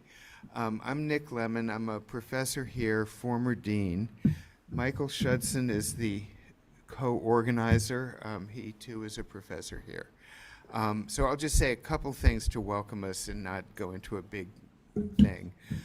Some of you who have written biographically about Lippmann may pop the bubble on this, but I'm going to just try anyway. I hadn't quite realized this until like 2 days ago. This room is called the World Room. The reason it's called the World Room is after Joseph Pulitzer's paper, The New York World. Joseph Pulitzer, of course, founded this school. And, at one point, I believe the World was in, its headquarters building was the tallest building in Manhattan, but, sic transit gloria mundi. It was roughly where See how they Police drop Plaza Latin. is today. But back in the day, an immigrant coming on a boat to Ellis Island could actually see the tower. So when the building was demolished, somebody had the good sense to go harvest some things that were there and bring them to the then relatively new-ish Columbia Journalism School. And they were put in this room, so that's why this room is the World Room. One is this wonderful stained glass window. So Lippmann, I think right after he finished the manuscript of Public Opinion, went to work for the World for some years. Joseph Pulitzer was dead by then. So I believe, or would like to believe, that Lippmann himself, as working on the editorial page, was working in proximity or even next to this window during the 1920s. So will you Lippmann biographers like Brad let me get away with that? Okay, good. So it seems especially appropriate that that we're meeting in this room. I want to read you just a couple of passages just to sort of set the tone here, and a little bit of history of this school very quickly. So in around early 1890s, Joseph Pulitzer came to Columbia University and said, I want to make a major gift to this university to create a school of journalism and a set of prizes for journalists. Columbia University said no. Various speculation as to why, but they would not accept the gift. Columbia got a new president, the then young, later very old Nicholas Murray Butler in the very early 20th century. And Pulitzer came back and made the same pitch, thinking I'll try it with a new president. He added one element, which is he said, by the way, I've offered to make the same gift to Harvard. And we actually found in the Harvard archives that they had submitted, a little piece of paper. This is what we would do with your gift to create our school of journalism. But for whatever reason, new president, new century, Harvard's competition, Columbia did accept the gift, and it was widely announced. The reaction to the gift was uniformly negative and, in fact, derisive, especially from journalists. The idea, in particular, that you would offer a prize to journalists was considered like ridiculous on its face. What did they do to deserve a prize? One of the many people who made fun of the whole idea was a man named Horace White, who was one of the great, journalistic, sort of like Marty of 1903. And so Pulitzer felt he had to respond. White wrote an essay making fun of the idea for the school in North American Review. And Pulitzer responded with this wonderful essay about what he dreamed the school could be. So he mentions Horace White. Horace White is, as far as I can tell, a journalist that was sort of blowing the whistle on what he was seeing. Now, he could have been a player as well, so it's kind of hard to really figure him out. But I do have him here. Do you see that? Horace White, writer? Yep. Okay, so just a quick background on who he's talking about. He accompanied Abraham Lincoln in 1858 in his campaign. He just seems to be a journalist, connection with Chicago Tribune, New York Evening Post, and The Nation. He's a financial expert, United States journalist. And so he was calling out this idea that basically these colleges were getting all these new upgrades, these big schools of journalism. Yes, and so he writes the book, The School of Journalism in Columbia University. And so this is what Nick Lemon is going to cite. So Horace White states here in his book, the question arises at this point, why are there so many black sheep in journalism? Why so many fakes? Why is the epidemic of yellow journalism so prevalent? This phrase is applied to newspapers which delight in sensations, crimes, scandals, smut, funny pictures, caricatures, and malicious or frivolous gossip about persons and things of no public concern. When I entered journalism, the press of the country, with only one exception that I can now recall, was clean, dignified, and sober-minded.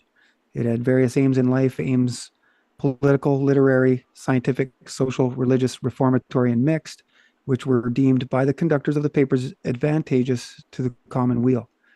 To make money by pandering to the vices and follies of the community and thus adding to the mass of vice and folly was generally unthinkable. So there's his comment on the present day of journalism in that moment, okay? And this is what he was being critical of. And so It's all of social media today, yellow journalism, basically. Yes, this is exactly the best phrase I could use, right? And so back to this video and Joseph Pulitzer's reaction to that statement that we just read. When you came in to the building, you might not have noticed that there's a brass plaque in the lobby with a quote from the very end of Pulitzer's essay, and I'm just going to read it to you in case you didn't notice it when you were coming in. Our republic and its press will rise and or fall together. An able, disinterested, public-spirited press with trained intelligence to know the right and courage to do it can preserve that public virtue without which popular government is a sham and a mockery. A cynical, mercenary, demographic press will produce in time a people as base as itself. The power to mold the future of the republic will be in the hands of the journalists of future generations. So it's not just because Pulitzer gave. Okay, so there's some things there I want to sort of cover some of the language. We're going to get into the definition of terms here because he uses disinterested. This is the first appearance of disinterested. This is going back to the quote that is the brass plaque Pulitzer quote that's at the entrance of Columbia Journalism School to remind journalists what they are there for. This is really their mission statement. And the word disinterestedness or disinterested is in there. And so I'm going to bring attention to the first thing he says, our republic and its press will rise or fall together. This is important. And so also the use of mercenary when describing the press. So mercenary, what is a mercenary? But somebody that will do something for money. So primarily concerned with making money at the expense of ethics. So the word mercenary is in there when describing journalists. Also base, he says, a cynical, mercenary, demagogic press will produce in time a people as base as itself, right? And base is low, vile, deserving of contempt due to the absence of higher values. So he's stating a cynical, mercenary, demagogic press will produce in time a people the same as itself. And so what do we have in our modern media today? Seemingly they're mercenaries, demagogues, sycophants, cynics. Exactly right? what he says. Yes. Okay. So very interesting what he states. And this is just, we're just at the brass plaque that's at the entrance of Columbia School of Journalism. Yeah.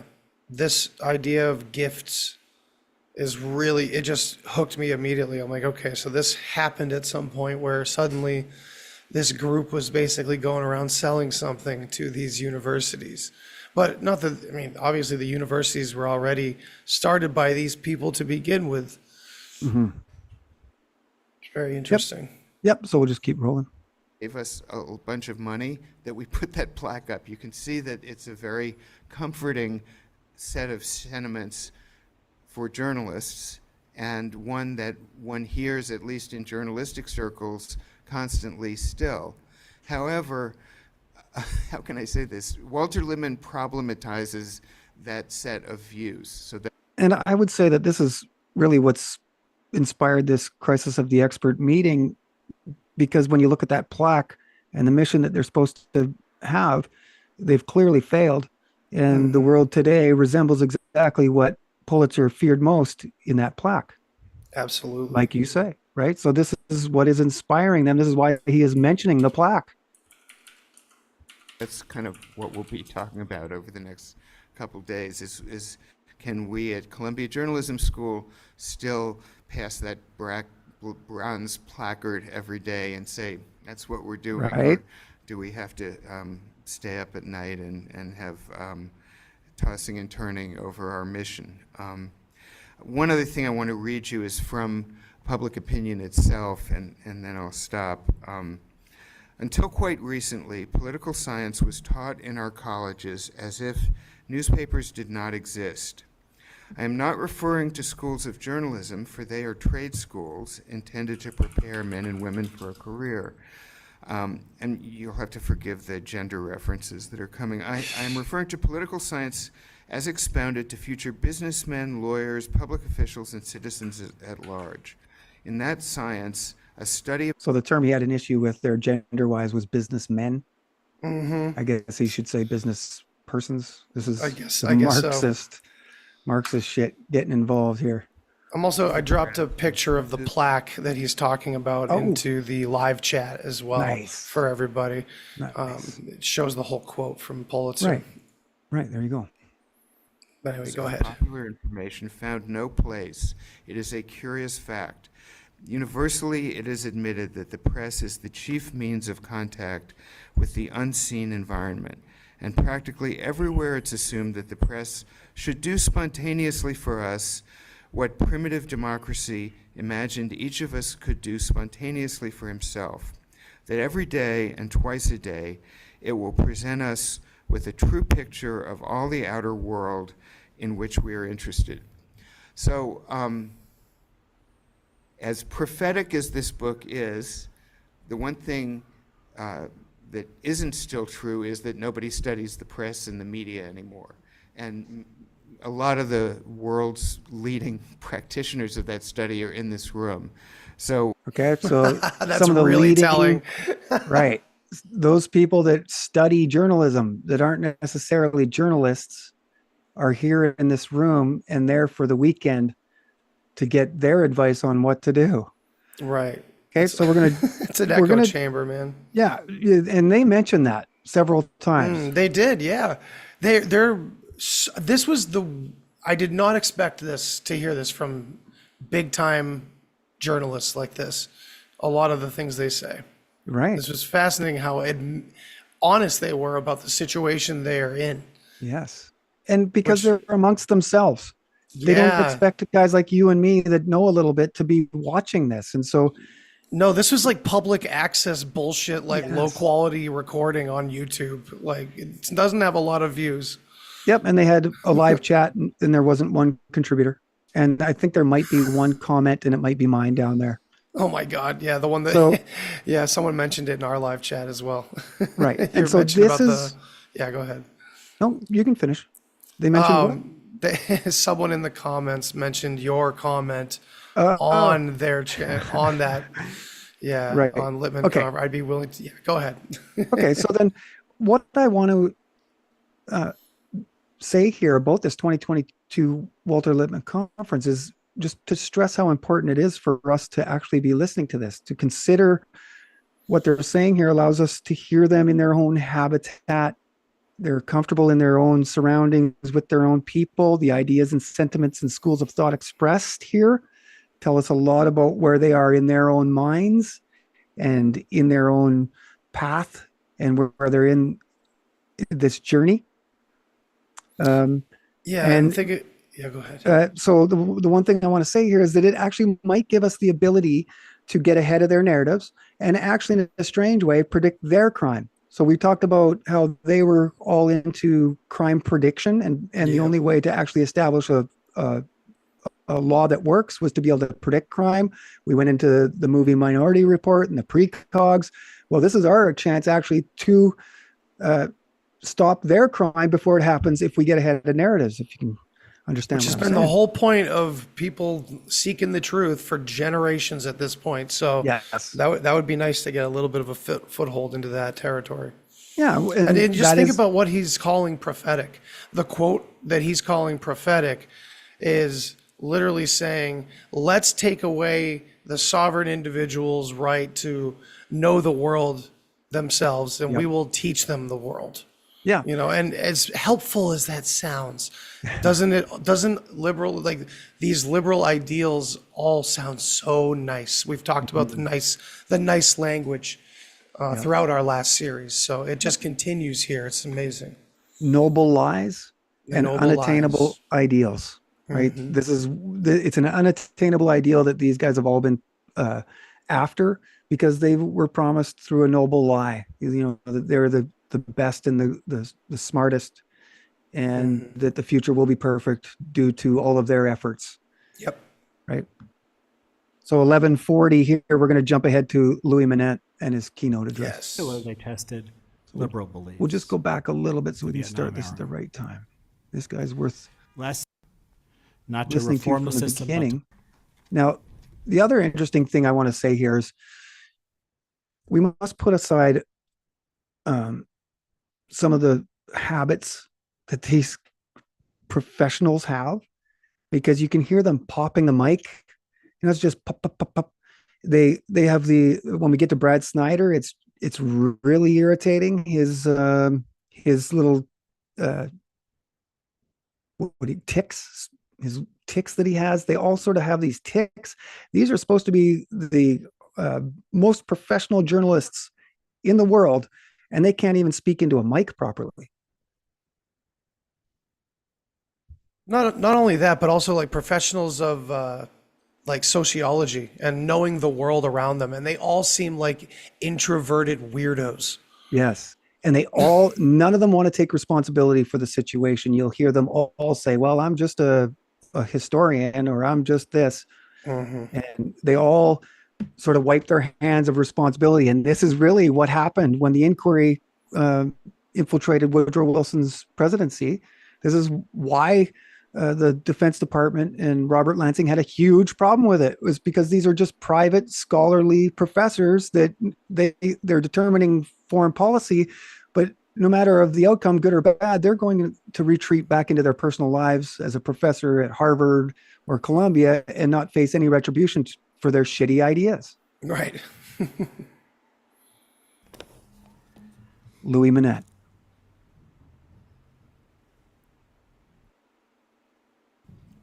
The fourth. We all know the words of the ancient curse. May you live in interesting times. One thing we can say about the last 6 years is that they have been interesting. They've had their horror show moments, but that's part of what makes them interesting. There was an impulse out there, it's still out there, not to reform the system, but to blow it up. And that impulse served a purpose in the same way that a wrecking ball serves a purpose. It exposed the inner workings of the structures it was trying to wreck. We have all probably thought more and more critically about American democracy, the American voter, and the media in the last 6 years than at any time since the Vietnam era. Last 6 years tested beliefs, and in particular, they tested liberal beliefs. Mm-hmm. They made liberals ask what is meant by a liberal democracy and whether such a system of government, at least the way we've usually imagined it, is still possible. So we're here to talk about journalism and the crisis of the expert, but they're talking about entire governmental schools of thought, the liberal aspect, which I find interesting. Yeah, it's as in a whole kingdom crashing down. Yes. And he says, do we blow it up or reform it? Yeah. This is one of the critical reasons why we're here, is because we want to show that there's some subtlety here and we can't just blow the entire system up. This is really what they want. We want to identify media as a necessary aspect to society, an institution that's needed to keep government in check. Yet we're looking at the people in charge and we see a corrupted institution, not necessarily an institution with a bad nature or motivations from the beginning. I think that it's been infiltrated, much Always. Like Horace White stated that he's looking around at journalism in that day and it's just driven by gossip and sensational news reports away from what it used to be. Right. It's all been, it's always an infiltration of something that's naturally good natured and, something with actual integrity. They always suck the integrity out of it, whoever they is. Right. And it is my argument that, media is a necessary institution and we can't throw it out entirely. We have to more sophisticated. We have a more sophisticated worldview on it, as we're starting to see now. Its true nature. It is. The globalism is unavoidable. Yeah. Walter Lippmann's public opinion is to our own circumstances 100 years earlier. What this shows us is not, of course, Lippmann's prescience. What it shows us is that the issues that he raises are endemic to democratic governance, and more specifically, since this is the immediate context for Lippmann's book, democratic governance in mass societies, where most citizens' engagement with politics consists of a single act, voting. Lippmann was asking what that vote means. From what I know about studies of voting behavior, since Philip Converse's The Nature of Belief Systems in Mass Publics, which was based mainly on studies of the electorate in the 1956 and 1960 elections, up to recent work by researchers like Samuel Popkin, Brian Kaplan, and Larry Bartels, Lippmann's analysis of voting psychology still seems cogent. Lippmann's concerns about the damaging effects of the press on public opinion may be more controversial, but his analysis is obviously relevant to our situation, where the press, considered as an influencer of public opinion, now includes social media and really everything online. There you go. Readers of public opinion may be less on board with today is not Lippmann's diagnosis, but his remedy. His prescription for what he calls intelligence bureaus or intelligence sections. So they're admitting this isn't working anymore. Right. And so when he's talking intelligence bureaus, think administrative state. This is the creation of the administrative state, experts at the helm of all of these departments. This is the departmentalization, the compartmentalization of America, the militarization of America through progressive social radical reform, because preparedness is one of the main pillars of progressivism. Preparedness against foreign threats. So they're building up their military, and then they need a general public adept enough to go into the manufactories, the factory system, and build war material. Yep. This is the whole idea behind the 1912 Bull Moose, the first presidential Roosevelt, progressive yeah. platform. This is it. It's preparedness and efficiency. So highly militarized, the whole aspect of it all. Experts on aspects of public policy that can produce reliable information for politicians to act on. In Lippmann's words, quote, representative government cannot be worked successfully, no matter what the basis of election, unless there is an independent, expert organization for making the unseen facts intelligible to those who have to make the decisions. There you go. Personal representation must be supplemented by representation of the unseen facts. That will allow us to escape from the intolerable and unworkable fiction that each of us must acquire a competent opinion about all public affairs, end quote. Now, Lippmann suggests that the work of these intelligence bureaus will trickle down to enlighten the public, displacing the rumors, spin, and half-truths disseminated by the for-profit press. So he mentions representative government. Walter Lippmann speaks on it in Public Opinion. And so while I was actually looking into those quotes into the book to make sure that they were actually there, I found some more on guild socialism. He mentions it there. And so on page 306 of Public Opinion, Walter Lippmann states, in fact, it is a new theory of representative government that guild socialism, which is Fabianism, challenges attention. So the unit of industrial democracy is thoroughly entangled in foreign affairs, and it is the management of these external relations that constitutes the test of the guild socialist theory. So Fabians, once again, Yep. see many allusions to the Fabian society in Public Opinion. So they have to be managed by representative government arranged in a federal order from the shop. Okay, we talked about the shop, the preferred shop, the labor shop, the manufacturer, the creation of trade unionism. This is a Fabian construct too.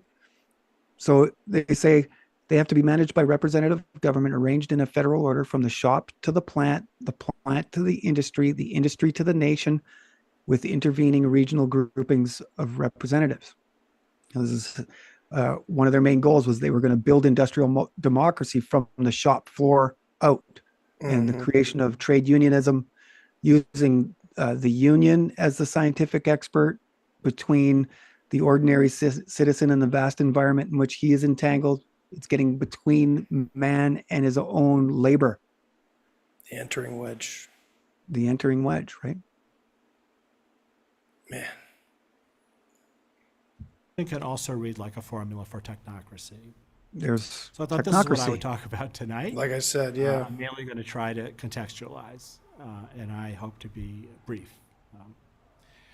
I'm an English professor. So he's stating there that what Lippmann is proposing could, if not held in check, end up to be a technocracy. Right.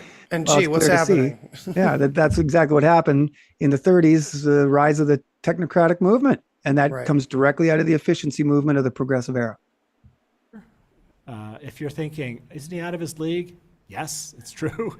But Nick and Michael were kind enough to insist that I come and speak. So I'm happy to share my views for what they're worth. So there's a subtle removal of responsibility. I'm not an expert in this Yep. field. Yep. Anyway, my subject position is that of an English professor. So the first wrecking ball for me and people like me happened on January This right here. 22nd, Yes. 2017, which is when we first heard the phrase alternative facts. Okay, so this is very important to understand. This is Kellyanne Conway when I remember this, 2017, Kellyanne Conway is being interviewed about something, and she said the phrase alternative facts, and the left-wing media blew it all up to say, what are alternative facts? This isn't possible. That's like an oxymoron. Right. But really what she's doing is pointing out reality, that facts can have alternative viewpoints. You can look at a fact in several different ways. Yep. And so also what I want to point out here is that Louis Mann and these leftist intellectuals are actually placing the blame of, this modern journalism in the lap of people like Kellyanne Conway, who happen to be on the right. She's like the election campaign boss of Trump during 2016. So Right. you see this pattern throughout this series, that they are they have no problem putting all of the responsibility on the right. Oh, and of course. They're moving everything over so that they're not going to have to be blamed or take responsibility. Yet they are, in fact, the most indoctrinated. And also just the fact that he referenced it from the beginning of this, all that since 2016, the introductory speaker, Lemon, was talking about how the past 6 years, and this is 2022. Yes. So Yes. they talk about, this is clearly indicating when Trump was elected that Yep. everything changed. And for better or worse, love him or hate him or trust him or not, that's what they're talking about.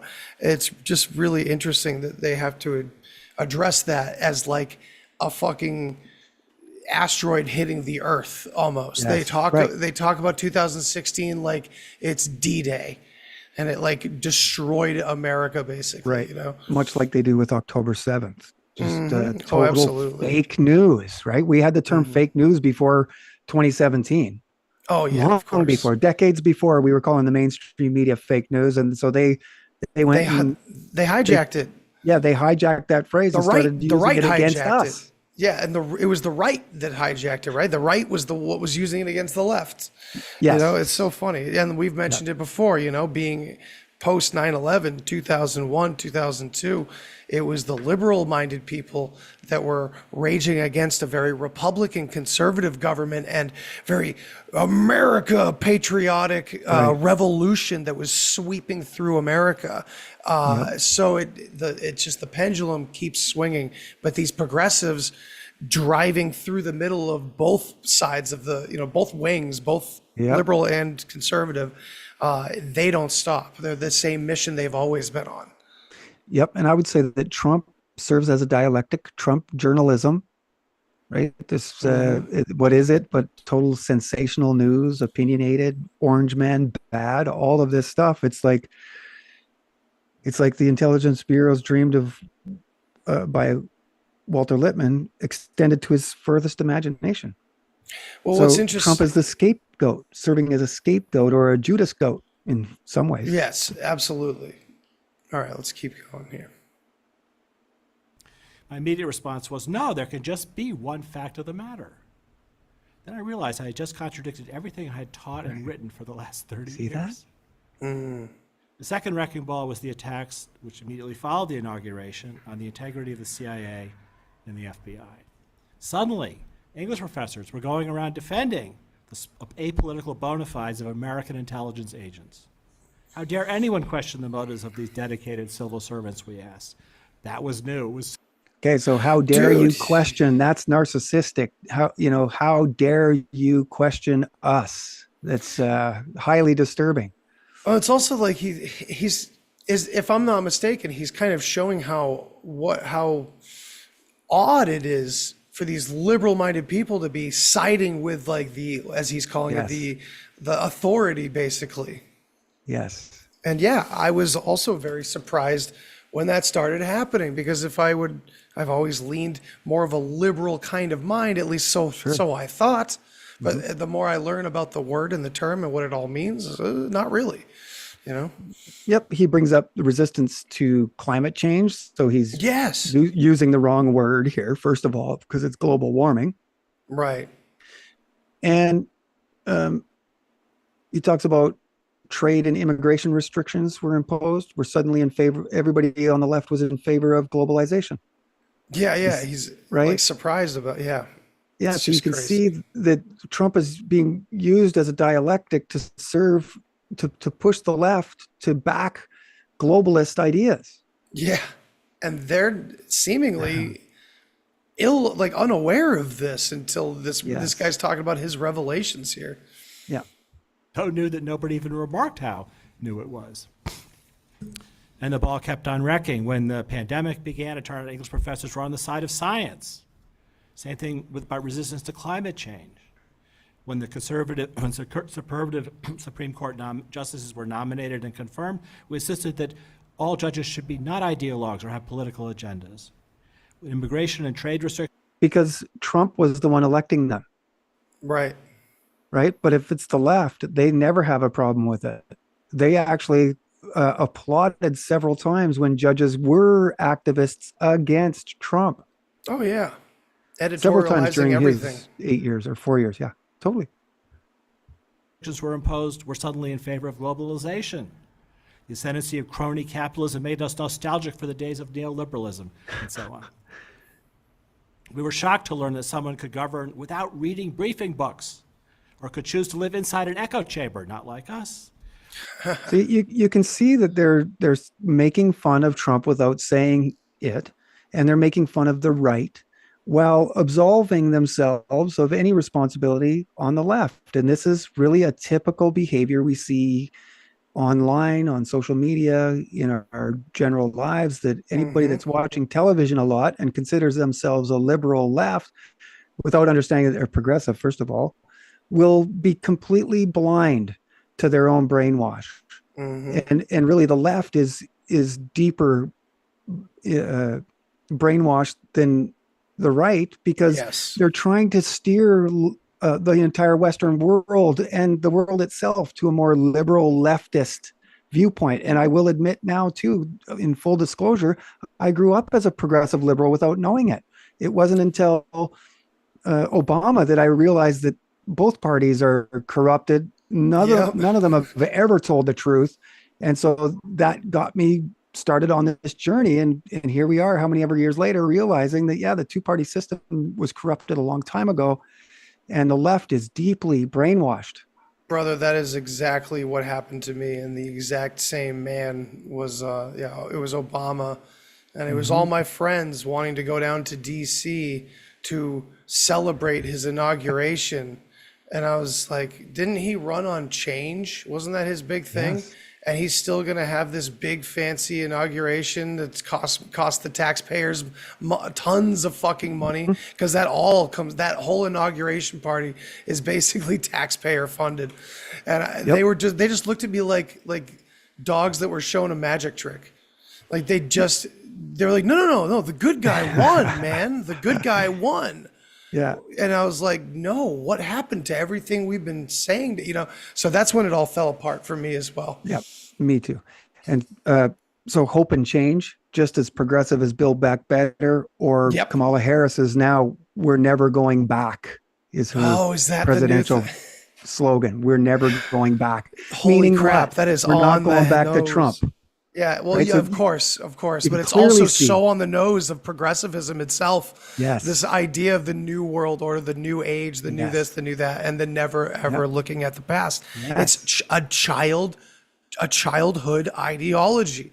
Mm-hmm. Nothing matters. I am not responsible for anything. Yeah.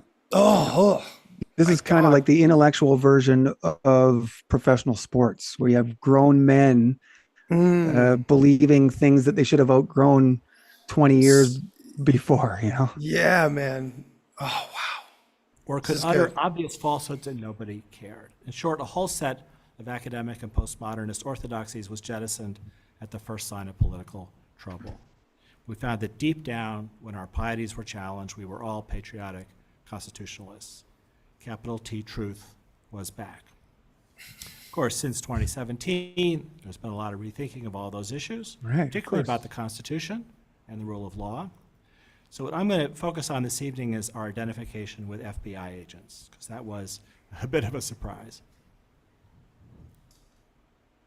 And I think he means there Trump's limited attack sometime on said- Mueller and whatever his name was, the head of the FBI at the time, and creating doubt in the authority that is our intelligence communities. I think that's Yeah, what he's talking about there. That's the only thing I could imagine, that it was the right time frame to be talking about that.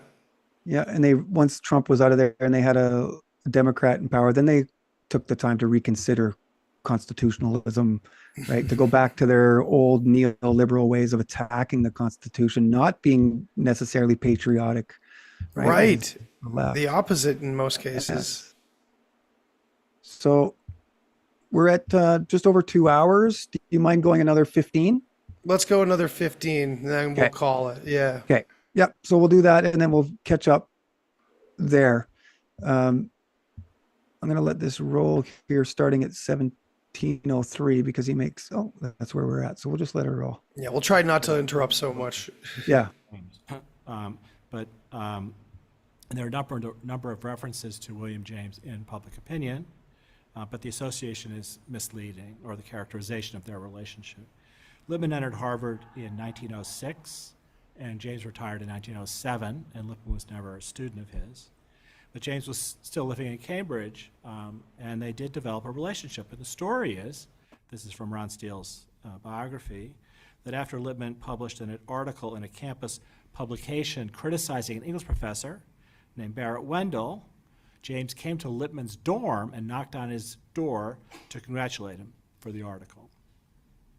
Lippmann was criticizing a book by Barrett Wendell called, and the title is not ironic, The Privileged Classes, in favor of elitism, and William James hated elitists. The storeroom story seems a little far-fetched, but however it happened, they did become friends, and Lippmann is supposed to have gone to the James's house on Irving Street for tea every Thursday. Lippmann was 19 years old when this happened. He had a knack as a young man for attracting the interest of famous older men.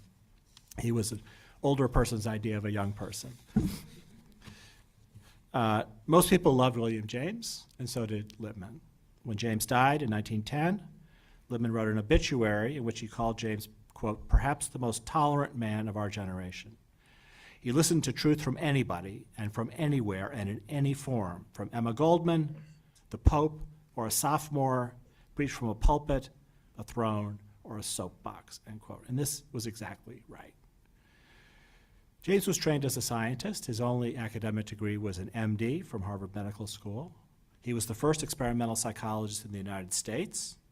His reputation was established by the publication in 1890 of the Principles of Psychology, which is a kind of summation of the state of knowledge in contemporary psychology. But James was personally skeptical of modern science. He didn't think you could understand a thing by measuring it, and he suspected that there are phenomena in the universe that are inaccessible to empirical methods. He spent many years, for example, studying the paranormal. When James knew that he was dying, he had had a heart condition for many years. His brother Henry came from Europe to be with him, and William asked Henry to remain in Cambridge after his death because he would try to communicate with him from beyond the grave. Henry stayed in Cambridge, but if William sent a message, he didn't receive one. After the Principle of Psychology came out, this is 1890, James switched fields to philosophy. And his main interest, which is also Lippmann's main interest in public opinion, is a fundamental philosophical question, which is, how do we form true beliefs? Okay, so we're going to leave it right there. How do we form true beliefs? And he's talking about the responsibility of the media there too. How do we form true beliefs? Yeah. So- Is that about themselves, or how do we form true beliefs out there in the public? Yes, I think that it's probably both, but most important to them was how do they use the media in the same way as we see the analogy of Plato's cave to create a pseudo environment rather than the effective environment. Lippmann in Public Opinion talks about how the effective environment and this pseudo environment that they're creating have to be as close as they can make it so that then they can start to manipulate reality.